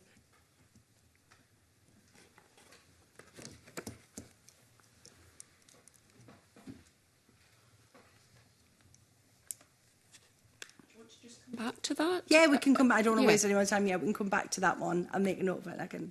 Okay, let me ask one tiny question just on something you said there, Lindsay Walton, because you talked about the alerts going out to millions of users.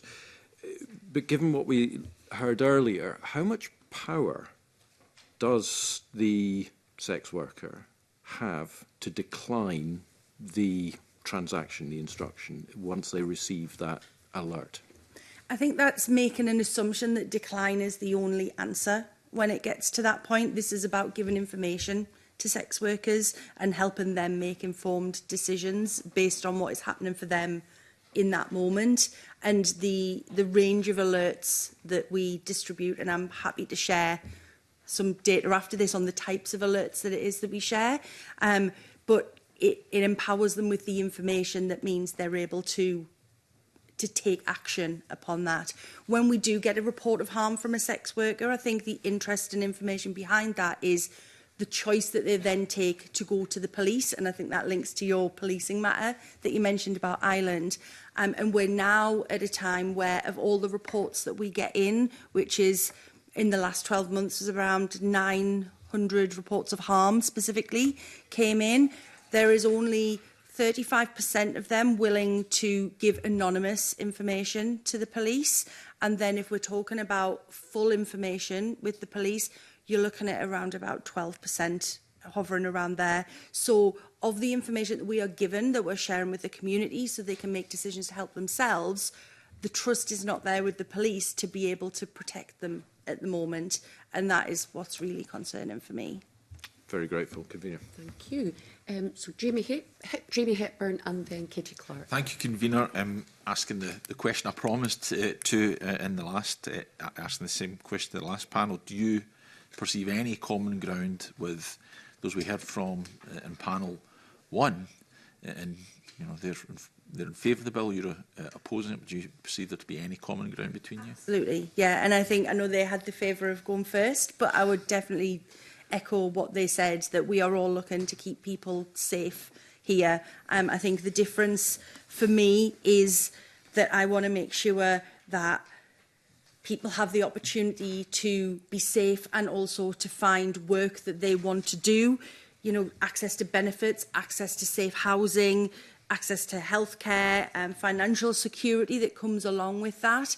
And I think that would be a better focus of time and resources than criminalising clients that is going to put the system under even more pressure. Do you mind if I come in here? Of course not. Yeah, there are absolutely commonalities here, and I think what we're all striving for is for women to be as safe as they possibly can. We just differ on how to do that. But we also look at, I think we all agree that poverty is a main driver for people entering sex work.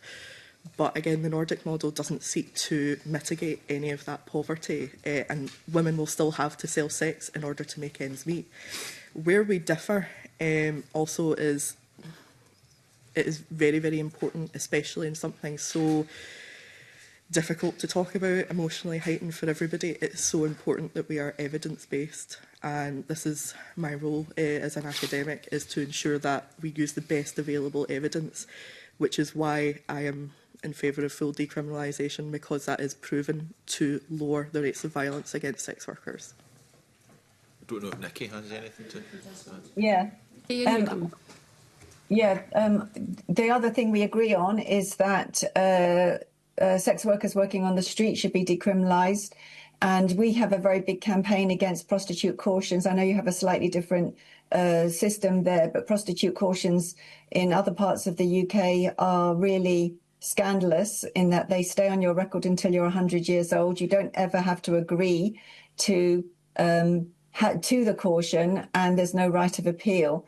And our campaign has really highlighted the impact of criminalisation on sex workers, of having both a caution and a conviction, and how it can really set the kind of trajectory of your life from an early age. As soon as you get a caution and conviction, it can stop access to other jobs. It can stop, you being able to travel. It can threaten your custody of children. It can mean that you can't even get basic things like insurance and a bank account. And I think that what we've seen from our campaign about prostitute cautions is that it really opens a window onto the harm of criminalisation generally. So we definitely do agree that street-based sex workers should be decriminalised and convictions should be expunged, because at the moment the only thing that has happened is that you don't have to reveal them to an employer, but if you get an enhanced DBS check, a criminal records check, they still come up. And we're fighting at the moment to try and get cautions and convictions taken off of women's records permanently, so that they're not a bar to other jobs. And can I say one thing on the question of declining clients? Because from my own experience and the experience of women in my network, the power to decline clients or to set boundaries around the services that you provide is a really important litmus test of how exploitative your working conditions are. And you may not know, but in New Zealand, after they decriminalised sex work, 65% of sex workers said they felt they had more power to decline clients. And for me, that is a really important test of how effective a change in the law can be. Okay, thank you. Liam covered much of the territory that I wanted to, in terms of trying to make sure that we protect those involved in prostitution, sex work, against forms of violence. So I was going to draw upon everyone's submissions in that regard, but I find my next two questions are just specifically for you, Lindsay, in terms of the evidence you provided. The policy memorandum for the bill, paragraph 180, sets out that the approach in the bill would ensure that Scotland meets its obligations under international and European human rights law. And I was struck with the evidence you provided that says the bill is contrary to international human rights standards. So they're two polar opposite views, and I'd be intrigued to understand why you take your particular view. I think the sort of the sideline to this as well is I want to acknowledge that there are already laws in place that are trying to handle the trafficking and exploitation element of this. We're not trying to introduce some, this is not going to introduce something new in that situation. It's already a criminal offence. So this bill itself is not supporting that, because it's not creating the environment, as it were. That's not its target audience. If the aim is to stop trafficking and exploitation of people, that bill already exists. What we're talking about here is criminalising consensual exchange of funds for sexual services, and there is no evidence that has an impact on kind of the organised crime and trafficking element to that. Forgive me though, you're saying it's contrary to international human rights standards. So I take the point you're making around existing legislation and that legislation deals with those areas of human rights concern. You're saying this bill actually is contrary to international human rights standards.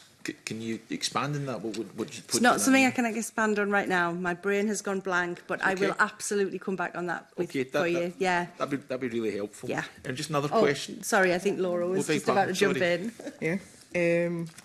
Apologies. Not at all. I believe it's contrary to international human rights, again, because of the increased risk of violence and also the increased risk of police harassment and violence as well. There was recently an article in the British Medical Journal that pointed out that 42% of street-based workers in London had experienced police harassment and violence. This is very obviously contrary to human rights. So it's more the consequences thereof that you think would run contrary to people's human rights rather than the provisions of the bill per se? Yes. Okay, that's useful to understand.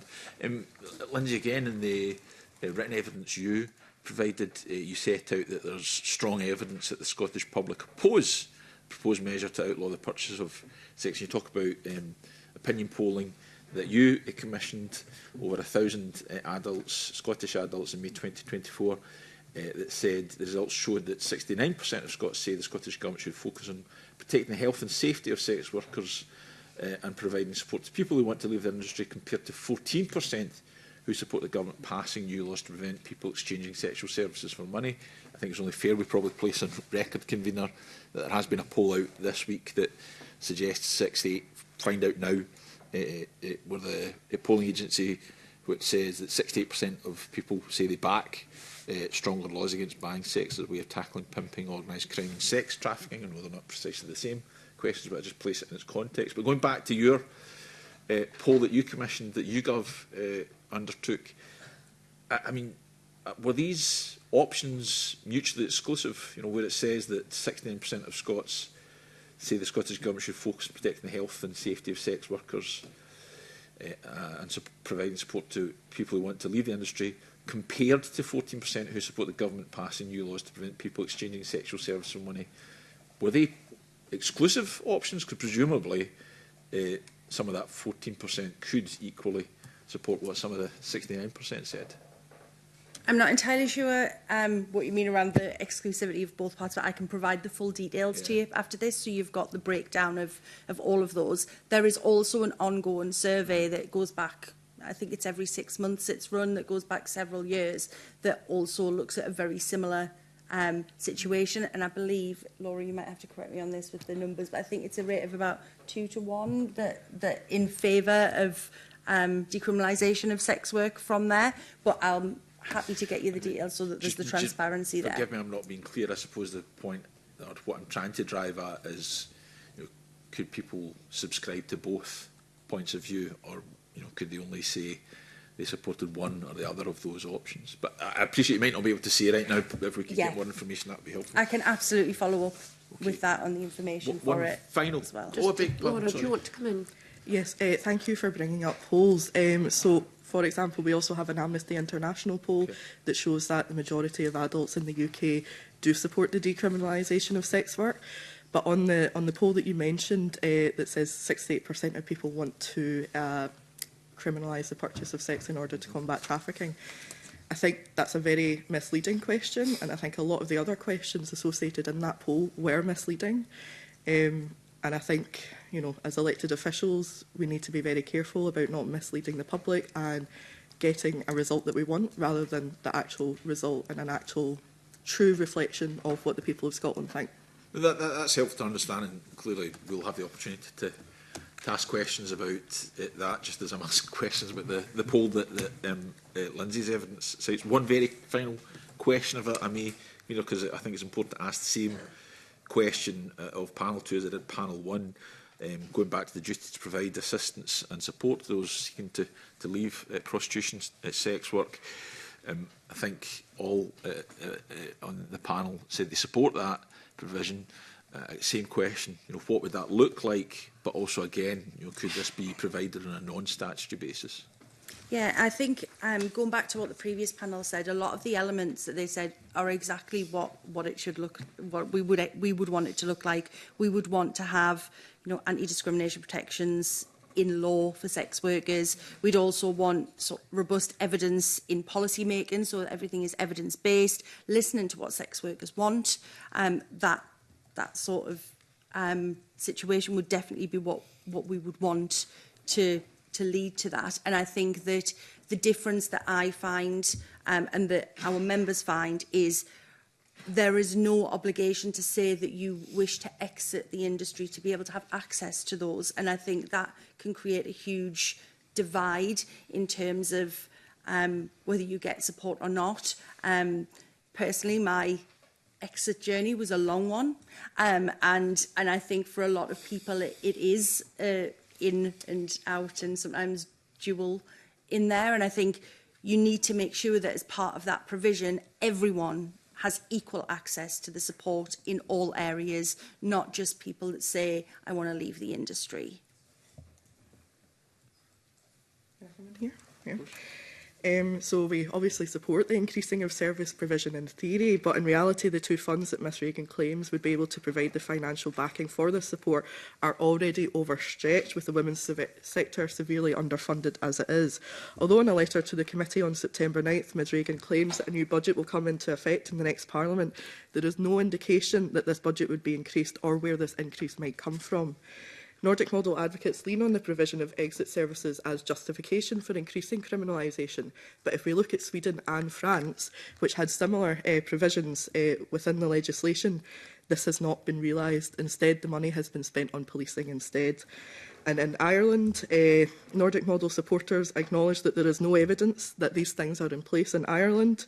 There's also a risk, as Lindsay's already said, that such services would align with common practice and support and require the women to leave the sex industry in order to gain access. The Scottish Government's own research highlights that support services for sex workers are not adequate, and often these services rely on the worker leaving the industry in order to access support. This leaves people in an extremely vulnerable position, either leaving sex work with insufficient financial support to replace their earnings, or we have found that many sex workers continue working in the industry but not telling support services about this, meaning that they are less able to access help and support when they need it. Often the help that's provided is given from only one perspective, and this can affect who goes to what service. Whereas organisations like Numbrella Lane in Glasgow, that Lindsay oversees, who provide a vital drop-in service for current sex workers, are not able to access government funding at the moment. Nikki, do you want to come in briefly if you can?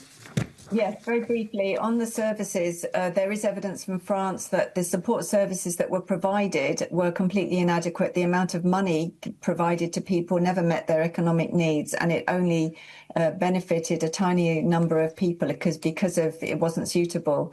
What we would say is that the services have to be non-judgmental, that if they're tied to criminalisation of any kind, then you end up in surveillance and forced exit. But also, we have an example of our sister organisation, US Prostitutes Collective, which oversaw a guaranteed care income pilot where women were given $2,000 a month for 1 year. It was single mothers, most of whom were sex workers, who were at risk of criminalisation and of losing their children to child welfare. And the results of that pilot have just come in, and there was a significant result, which is that women felt they did not have to go into sex work and were more able to leave and were more able to work in less risky and exploitative ways. And so in terms of the support, direct money support to women, particularly to mothers, is the most effective kind of services to help people get out of prostitution if they want to. Okay, thank you very much. Okay, Katie Clark and then Pauline McNeill. Thank you. And the evidence in relation to proper resourcing is extremely helpful and very important, I think, for everybody in this debate. But many of us will be looking very carefully at the provisions on paying for sex, because that probably is the area where there's the biggest divide in terms of view. And we'll be looking at what evidence we can find in relation to how this model, or indeed other models, might impact on levels of prostitution, violence against women and human trafficking. So I know you've already said quite a bit about that in relation to other questions, but any further information you're able to give us, or indeed the other panel is able to give us, to point to evidence would be really helpful. But I thought one of the points that the last panel made that we also really need to think about very, very carefully is the impact in terms of wider society. So I would ask how you would respond to the points made by the last panel about the attitudes of prostitutes' clients towards prostitutes, but also the more general issues about objectification of women and the increased normalisation of pornography in our society, which is a massive issue this Parliament has been considering in terms of increased levels of sexism and misogyny and attitudes amongst young men and young women, and what that means for society more generally. So what I'm asking is in terms of what this Parliament tells people in Scotland is acceptable and the impact that has in terms of how people behave, how would you respond to the points that are being made? I don't know if Laura Bailey would like to come in. Or... Sure. So I think it's important to note that there is no good evidence that demonstrates that the Nordic model reduces trafficking. The only place where we have data before and after the introduction of this legislation is either Northern Ireland or Ireland, but I can double check for the committee, shows that there was no reduction in demand or in trafficking either. And it's, again, really important that we're evidence-based here. In terms of wider society, I do understand the point that you're making, and there is an epidemic of violence against women and girls. But it is, in my opinion, not right to put the people who are currently in this position of selling sex at greater risk of violence in order to send a message, a symbolic message, because we will be enacting real harm here rather than a symbolic message. And I think that in terms of wider society, we absolutely need better sex education, and we need to have it appropriate for certain age levels.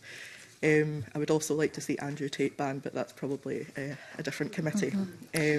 Misogyny is absolutely a problem, but you will be increasing the risk of violence here against the people who you're trying to protect, and that is why we don't agree. So before I come to the other witnesses, I mean, we know the issues of human trafficking, but we also know that the prostitution industry, if you like, is a multi-million-pound industry that profits out of women, and we've heard evidence in relation to that, and the panel's been very clear in terms of poverty being a massive driver of women into the industry. So in terms of what this Parliament can do that supports women, I mean, are there other measures that you would be calling for that perhaps could be placed in this bill that would impact on that? I mean, for example, it's being suggested potentially looking at amendments that would allow women to work in groups as long as there wasn't any profit extracted by anyone else. Is that the kind of thing that you think this committee should be looking at? I don't know if maybe Lindsay would like to come in on that. Yeah, absolutely. That is definitely the sort of thing that we need to be looking at. And I think there is probably more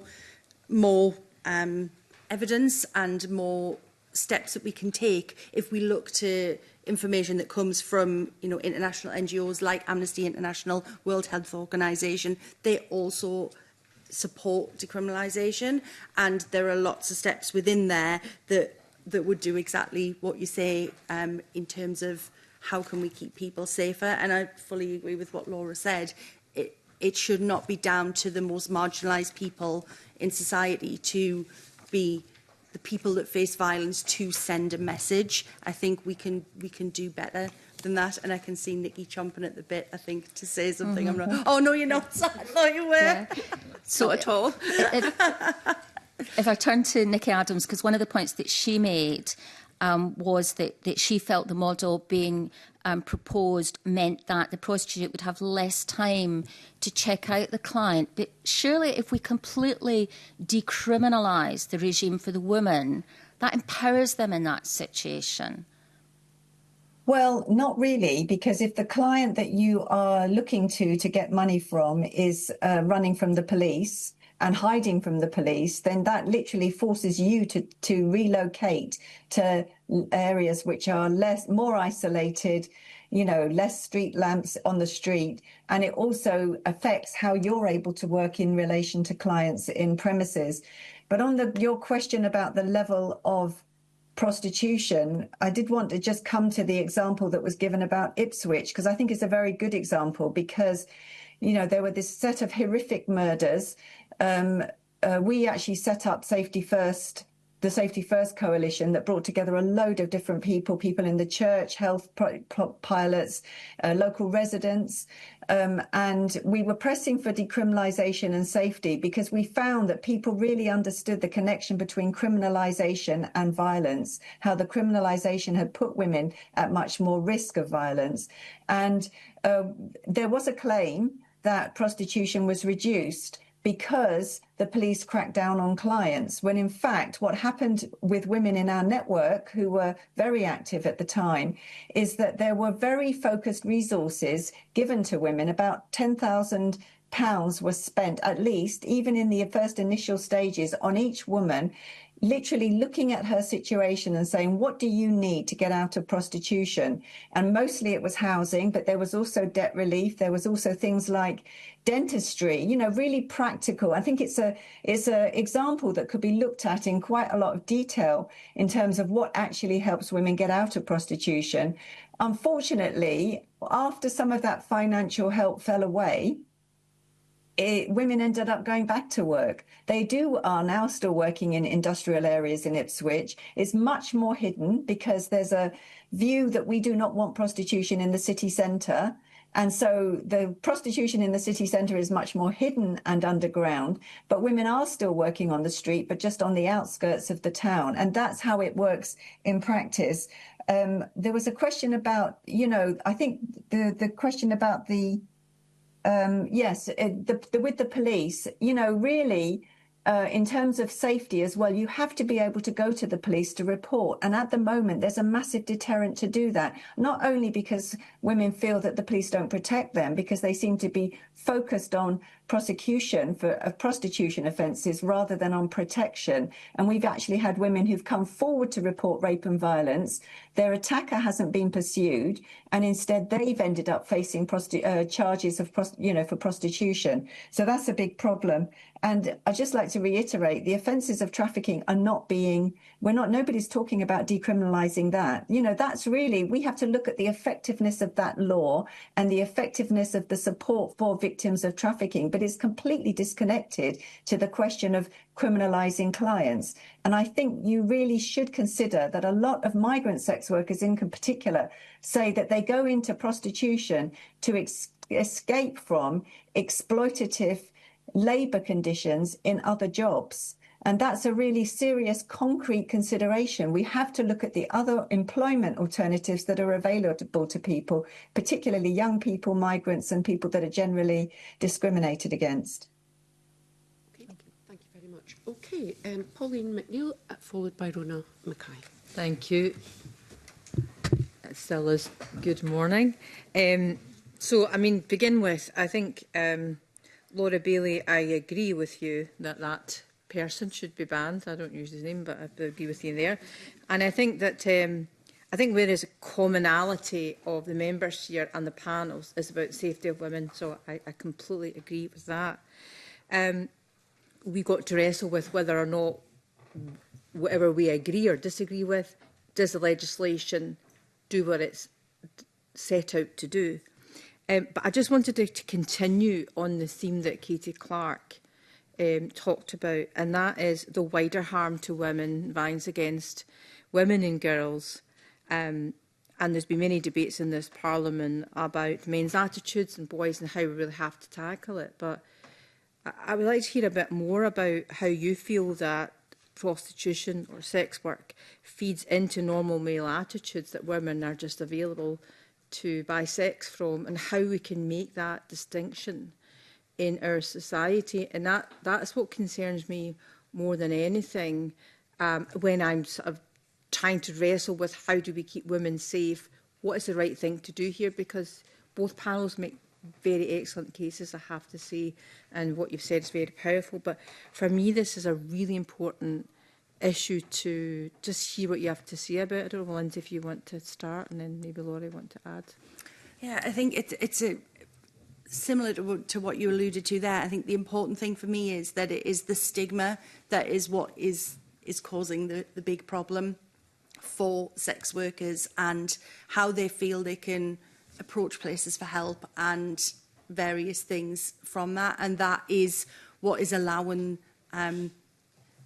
bad actors, shall we say, or people that may want to do them harm to get away with it, because there is a stigma that is attached to it. I'm sure one of the ladies will be able to jump in and tell me which country it is, but there was one country where, you know, the tide turned against sex workers in this very situation, because there is this perpetuation that the sex worker is doing something wrong, and we may think that this criminalisation is of the client, but any kind of criminalisation around the work that they're doing, its stigma's sticky, and it kind of sticks to the most vulnerable rather than give them a way out. And I'm sure one of you ladies knows which country that is, but I'm not sure.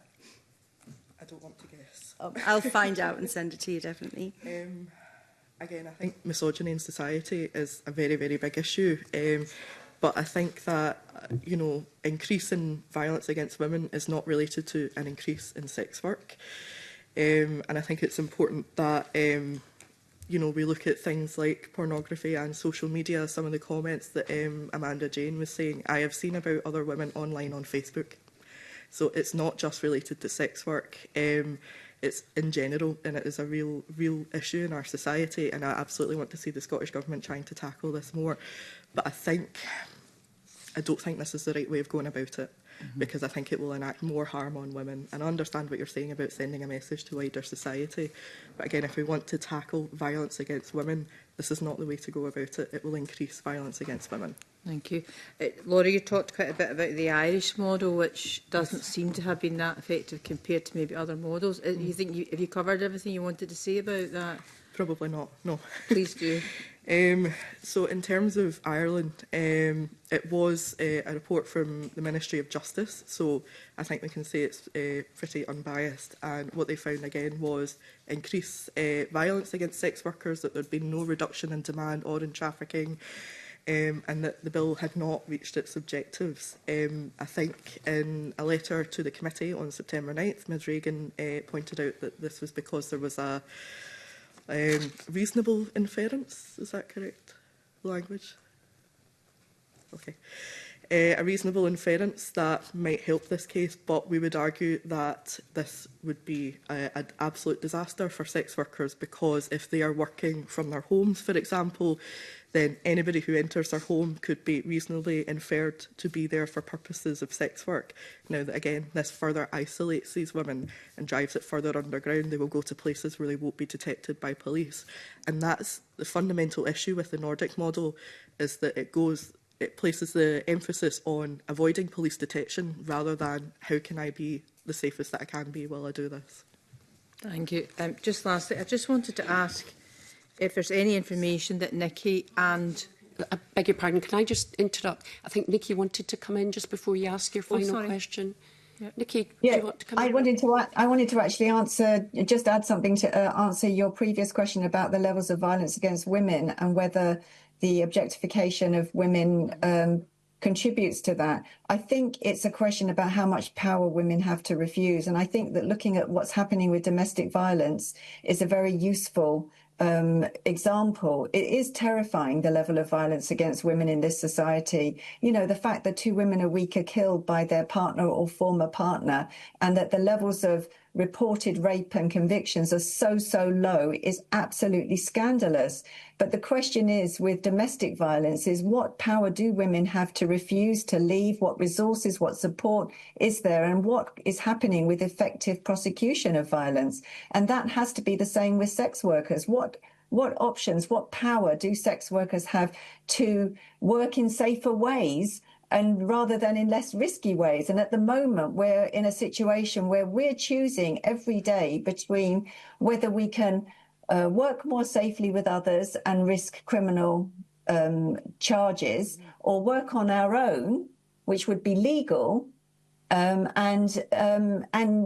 but is much more dangerous. And so, you know, I think you have to start with, the empowering of women.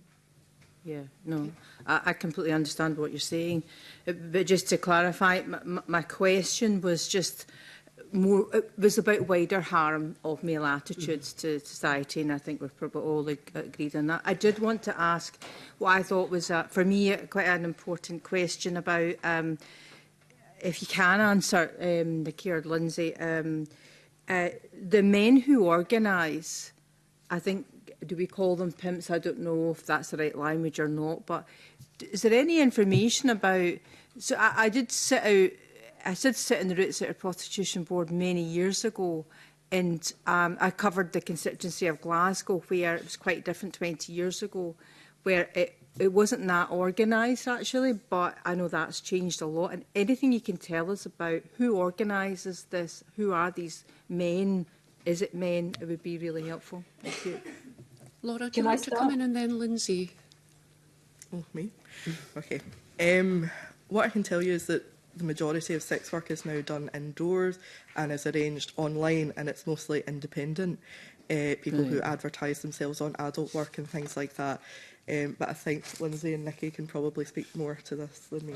I think if I it would just be a guess right now to give you an answer to that one, but I can certainly go away and have a look at it, because I think, as Laura said, the majority of the work that we see is indoors right now, and I think it's an interesting perspective to look at, the organisation of it, definitely. Okay. Can I just add something? In you come, Nikki. Yeah, thank you. So I would define a pimp as somebody that is taking women's money by force and coercion and violence. And I think we should distinguish between that and people who are organised, who are maybe taking the role of like an employer in a brothel. Most of those are women, in fact, and in most cases, as people have said, it's women working together. That's definitely our experience. The problem is that anybody who is taking on the role of taking on a tenancy or a lease or doing the advertising gets categorised as a third party, and I think is labelled as a pimp, which should not be the case.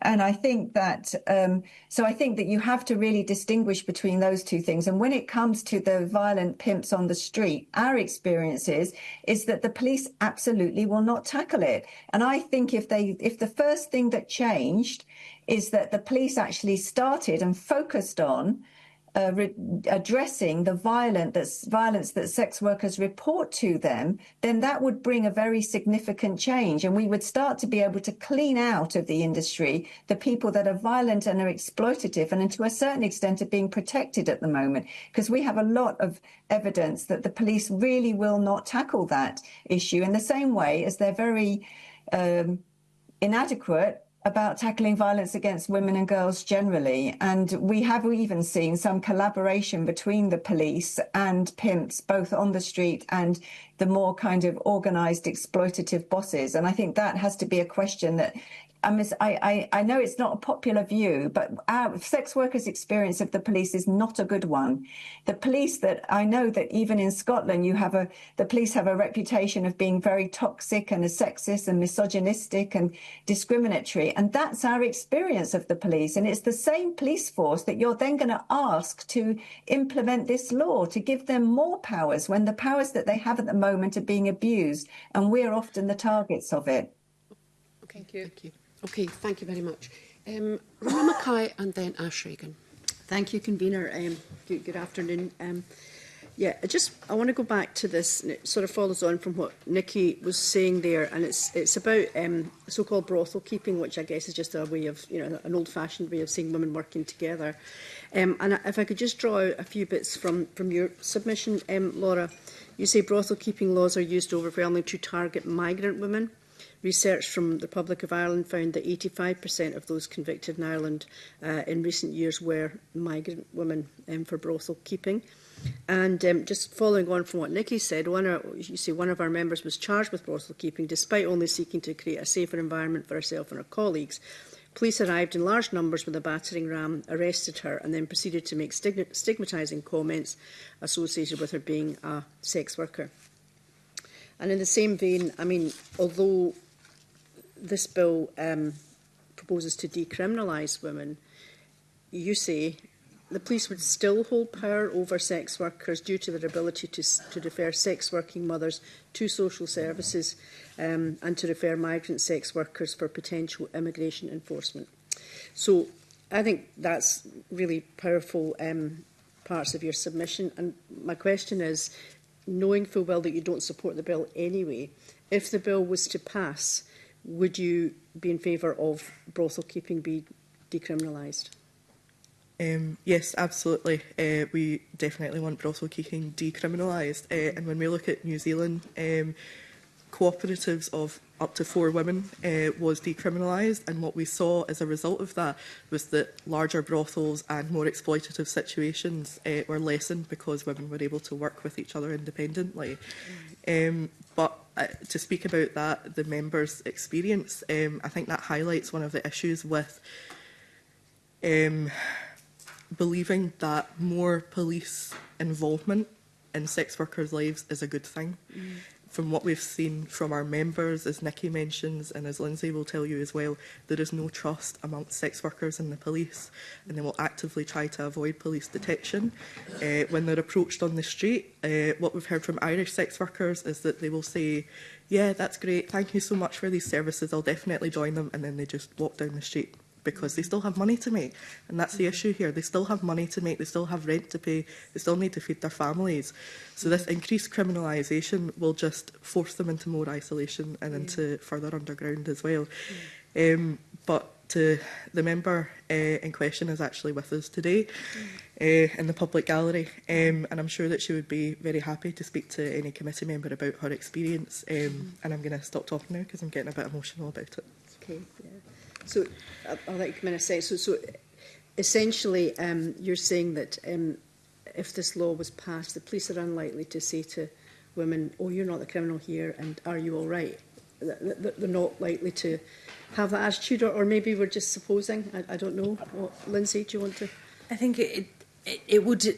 I mean, I talked about the levels of trust when we were talking about engaging with the police, and I think that to go from a position of that to brothel keeping is now decriminalised. That's fine.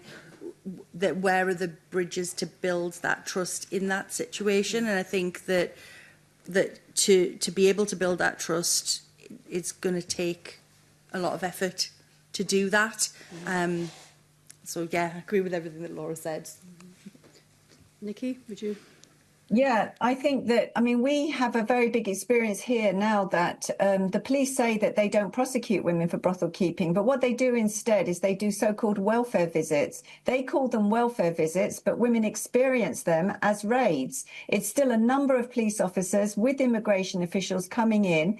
Instead of prosecution, often they say, this is a brothel, it's illegal. If you don't move within 3 days, we're going to prosecute you. So, of course, women move on. Women are constantly on the move. Not one woman have I ever spoken to who's moved from one brothel to another place of work has had improved working conditions. It's always worse. And all the security things that you've managed to establish, like CCTV, maybe a regular client pool, a pool of regular clients, sorry, not a regular client pool. You know, all those things are completely dismantled by these so-called welfare visits, and how women experience them is increased surveillance and increased terror, really. And so I think that, and the reason that majority of women targeted by these raids are migrants, from what we have seen, is that anti-trafficking is often used as the justification for brothel raids and also for arrests on the street. And the reason it seems to us, I don't know if it's the same in Scotland, but it's definitely true here,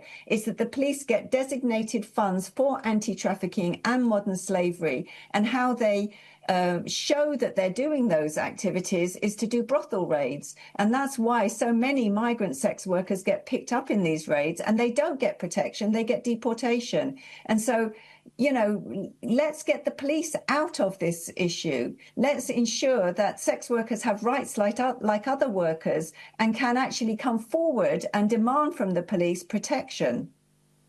Thank you. Thanks, Convener. Okay, thank you. Ash Regan and then Sharon Dowie. Thank you, Convener. Good afternoon, it is now, to the panel, and thanks for attending here with us today. I just want to start by picking up on something that Lindsay said. It was quite a while ago now, and she was talking about millions of NUM alerts. I might have heard it wrong, but did you say it was 4 million? 4.4 million since inception, which was 2012, so I suppose it's a little while ago. That really sounds like a lot of violent men that you're having to send out those alerts about. But if I could move on, and this is also a question for you, Lindsay. Ugly Mugs obviously openly state that they're funded by Viva Street.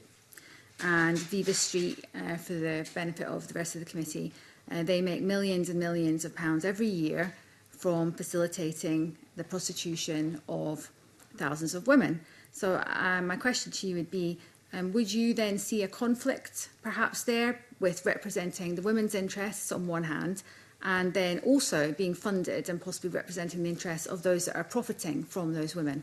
I think the percentage, and it's a sad fact that there are our pool of resources to be able to keep sex workers, or to keep that safety mechanism going, has definitely been diminished. We are focused around, most of our funding comes from private grants, etc., Robertson Trust, the National Lottery, that kind of organisation. So there's a big part of our funding comes from there.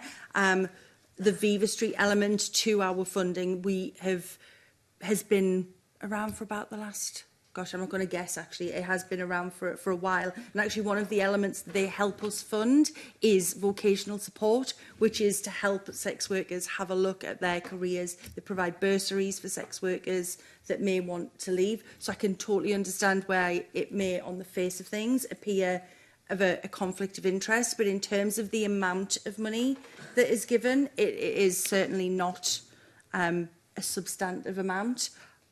Sorry, were you about to say something? I'm waiting for you to finish. Oh, no, okay. So it certainly isn't a substantive amount, and we definitely do our due diligence in terms of who we partner with and what is put in place behind the scenes and what we do with that. Laura, come in. I'd just like to point out that Scotland for Decrim is a volunteer-run grassroots organisation. We have no funding, so we are completely independent and solely driven by what our members want. Can you, Laura, you've brought that up. Can you tell us a bit more about your members? Who would be in that category?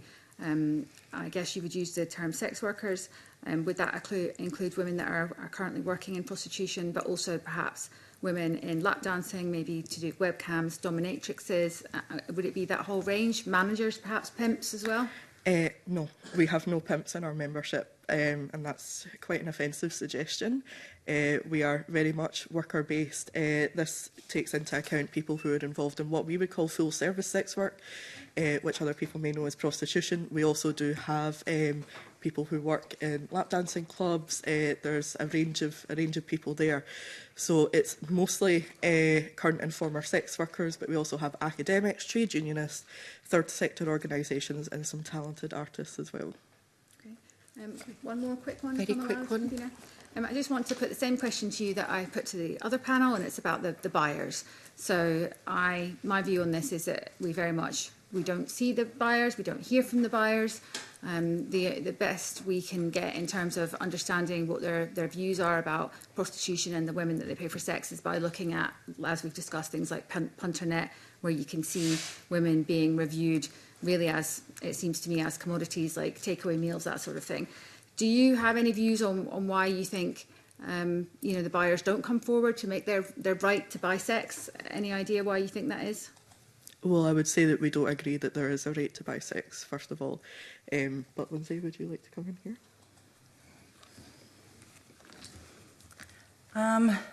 So can I just clarify your question? So it's just why you don't think buyers come forward to talk about the fact that they want to buy sex? Well, I suppose it's a curiosity on my part, really, that there's been this debate in many countries over the last 25 years since Sweden brought in this legislation. And the arguments against moving to a Nordic model in every country are always exactly the same. And it's always women that are making the case both for and against. And I have just a genuine curiosity as to why we don't hear from the punters, why we don't hear from sex buyers in this debate when it is a debate that concerns them. I think from my point of view, I don't specifically serve the sex buyers, so I'm speaking from the voice of sex workers, but it's certainly an interesting viewpoint to ask them their opinion. What sorts of questions would you want to ask them? Well, if we could find any that would want to talk to us, I'm sure the committee would be interested in hearing from them, but I'll hand back to the convener. Okay, thank you. Sharon Dowie and Fulton McGregor. Thank you. Good morning. I'm asking a question about the right to assistance and support. Section 6 and 7 seeks to put a duty in the Scottish Government to ensure that that's provided. The financial memorandum published along with the bill estimates that the cost would be 1.2 million to 1.9 million to cover the costs. So it's just to see, do you have a view on whether that amount would be sufficient? What types of support do you think are needed? And do you think the provisions in the bill are helpful in achieving this? Ask Laura first, possibly, because she did have comments in her submission. Oh, sorry, that was pretty loud there. No, I don't believe that's a realistic number, especially because when we look at, so Scotland for Decrim did provide a written response to the Finance Committee about the financial memorandum, and so not just thinking about the support that's involved for the women currently, but also the effects of the Nordic model would increase, obviously policing, the strain on the NHS as well, because some of our members enter sex work because they were in such long queues to be able to get medical help for mental health, ADHD and autism assessment, which I understand recently has been brought to the forefront of a conversation, chronic illness, etc. So the reasons that they entered sex work were in order to be able to pay for private healthcare, and we shouldn't be seeing this in a country with an NHS. But also in terms of HIV, so with the introduction of the Nordic model, we do see an increase in STI transmission and HIV rates as well, and this has not been costed into the financial memorandum. So it's, one, not realistic for the current situation because there are more sex workers who require help than we know of, but also in terms of the implications of what the financial implications of introducing the Nordic model as well. You've said all the ones I was going to. That's okay. So in terms of, I completely agree with Laura in terms of the amounts. I think that it is significantly more. I think there is more areas of risk and elements that we would want to put in place, and I think it's really important for me as well that I know I've already said this, but that it isn't connected with a desire to leave the industry. That it is in fact more support, regardless of what you want to do from there. And I think that is something that should be built into all of the levels of support that are part of the bill. Right. Could I just ask as well, Laura, I know you're not in favour of the Nordic model. Is there a model that you are in favour of? Full decriminalisation. Right, okay. Okay, thank you very much. Fulton McGregor. Thank you, Convener, and good afternoon to the panel. Thank you very much for your evidence so far. It's been very strong. Amanda Jane on the previous panel told us that if she'd been in front of us 10 years ago, she would have said something very different. And presumably, she was saying that she'd be against the criminalisation of buyers at that point. But now that she's out of it, using her words, she realises it is needed.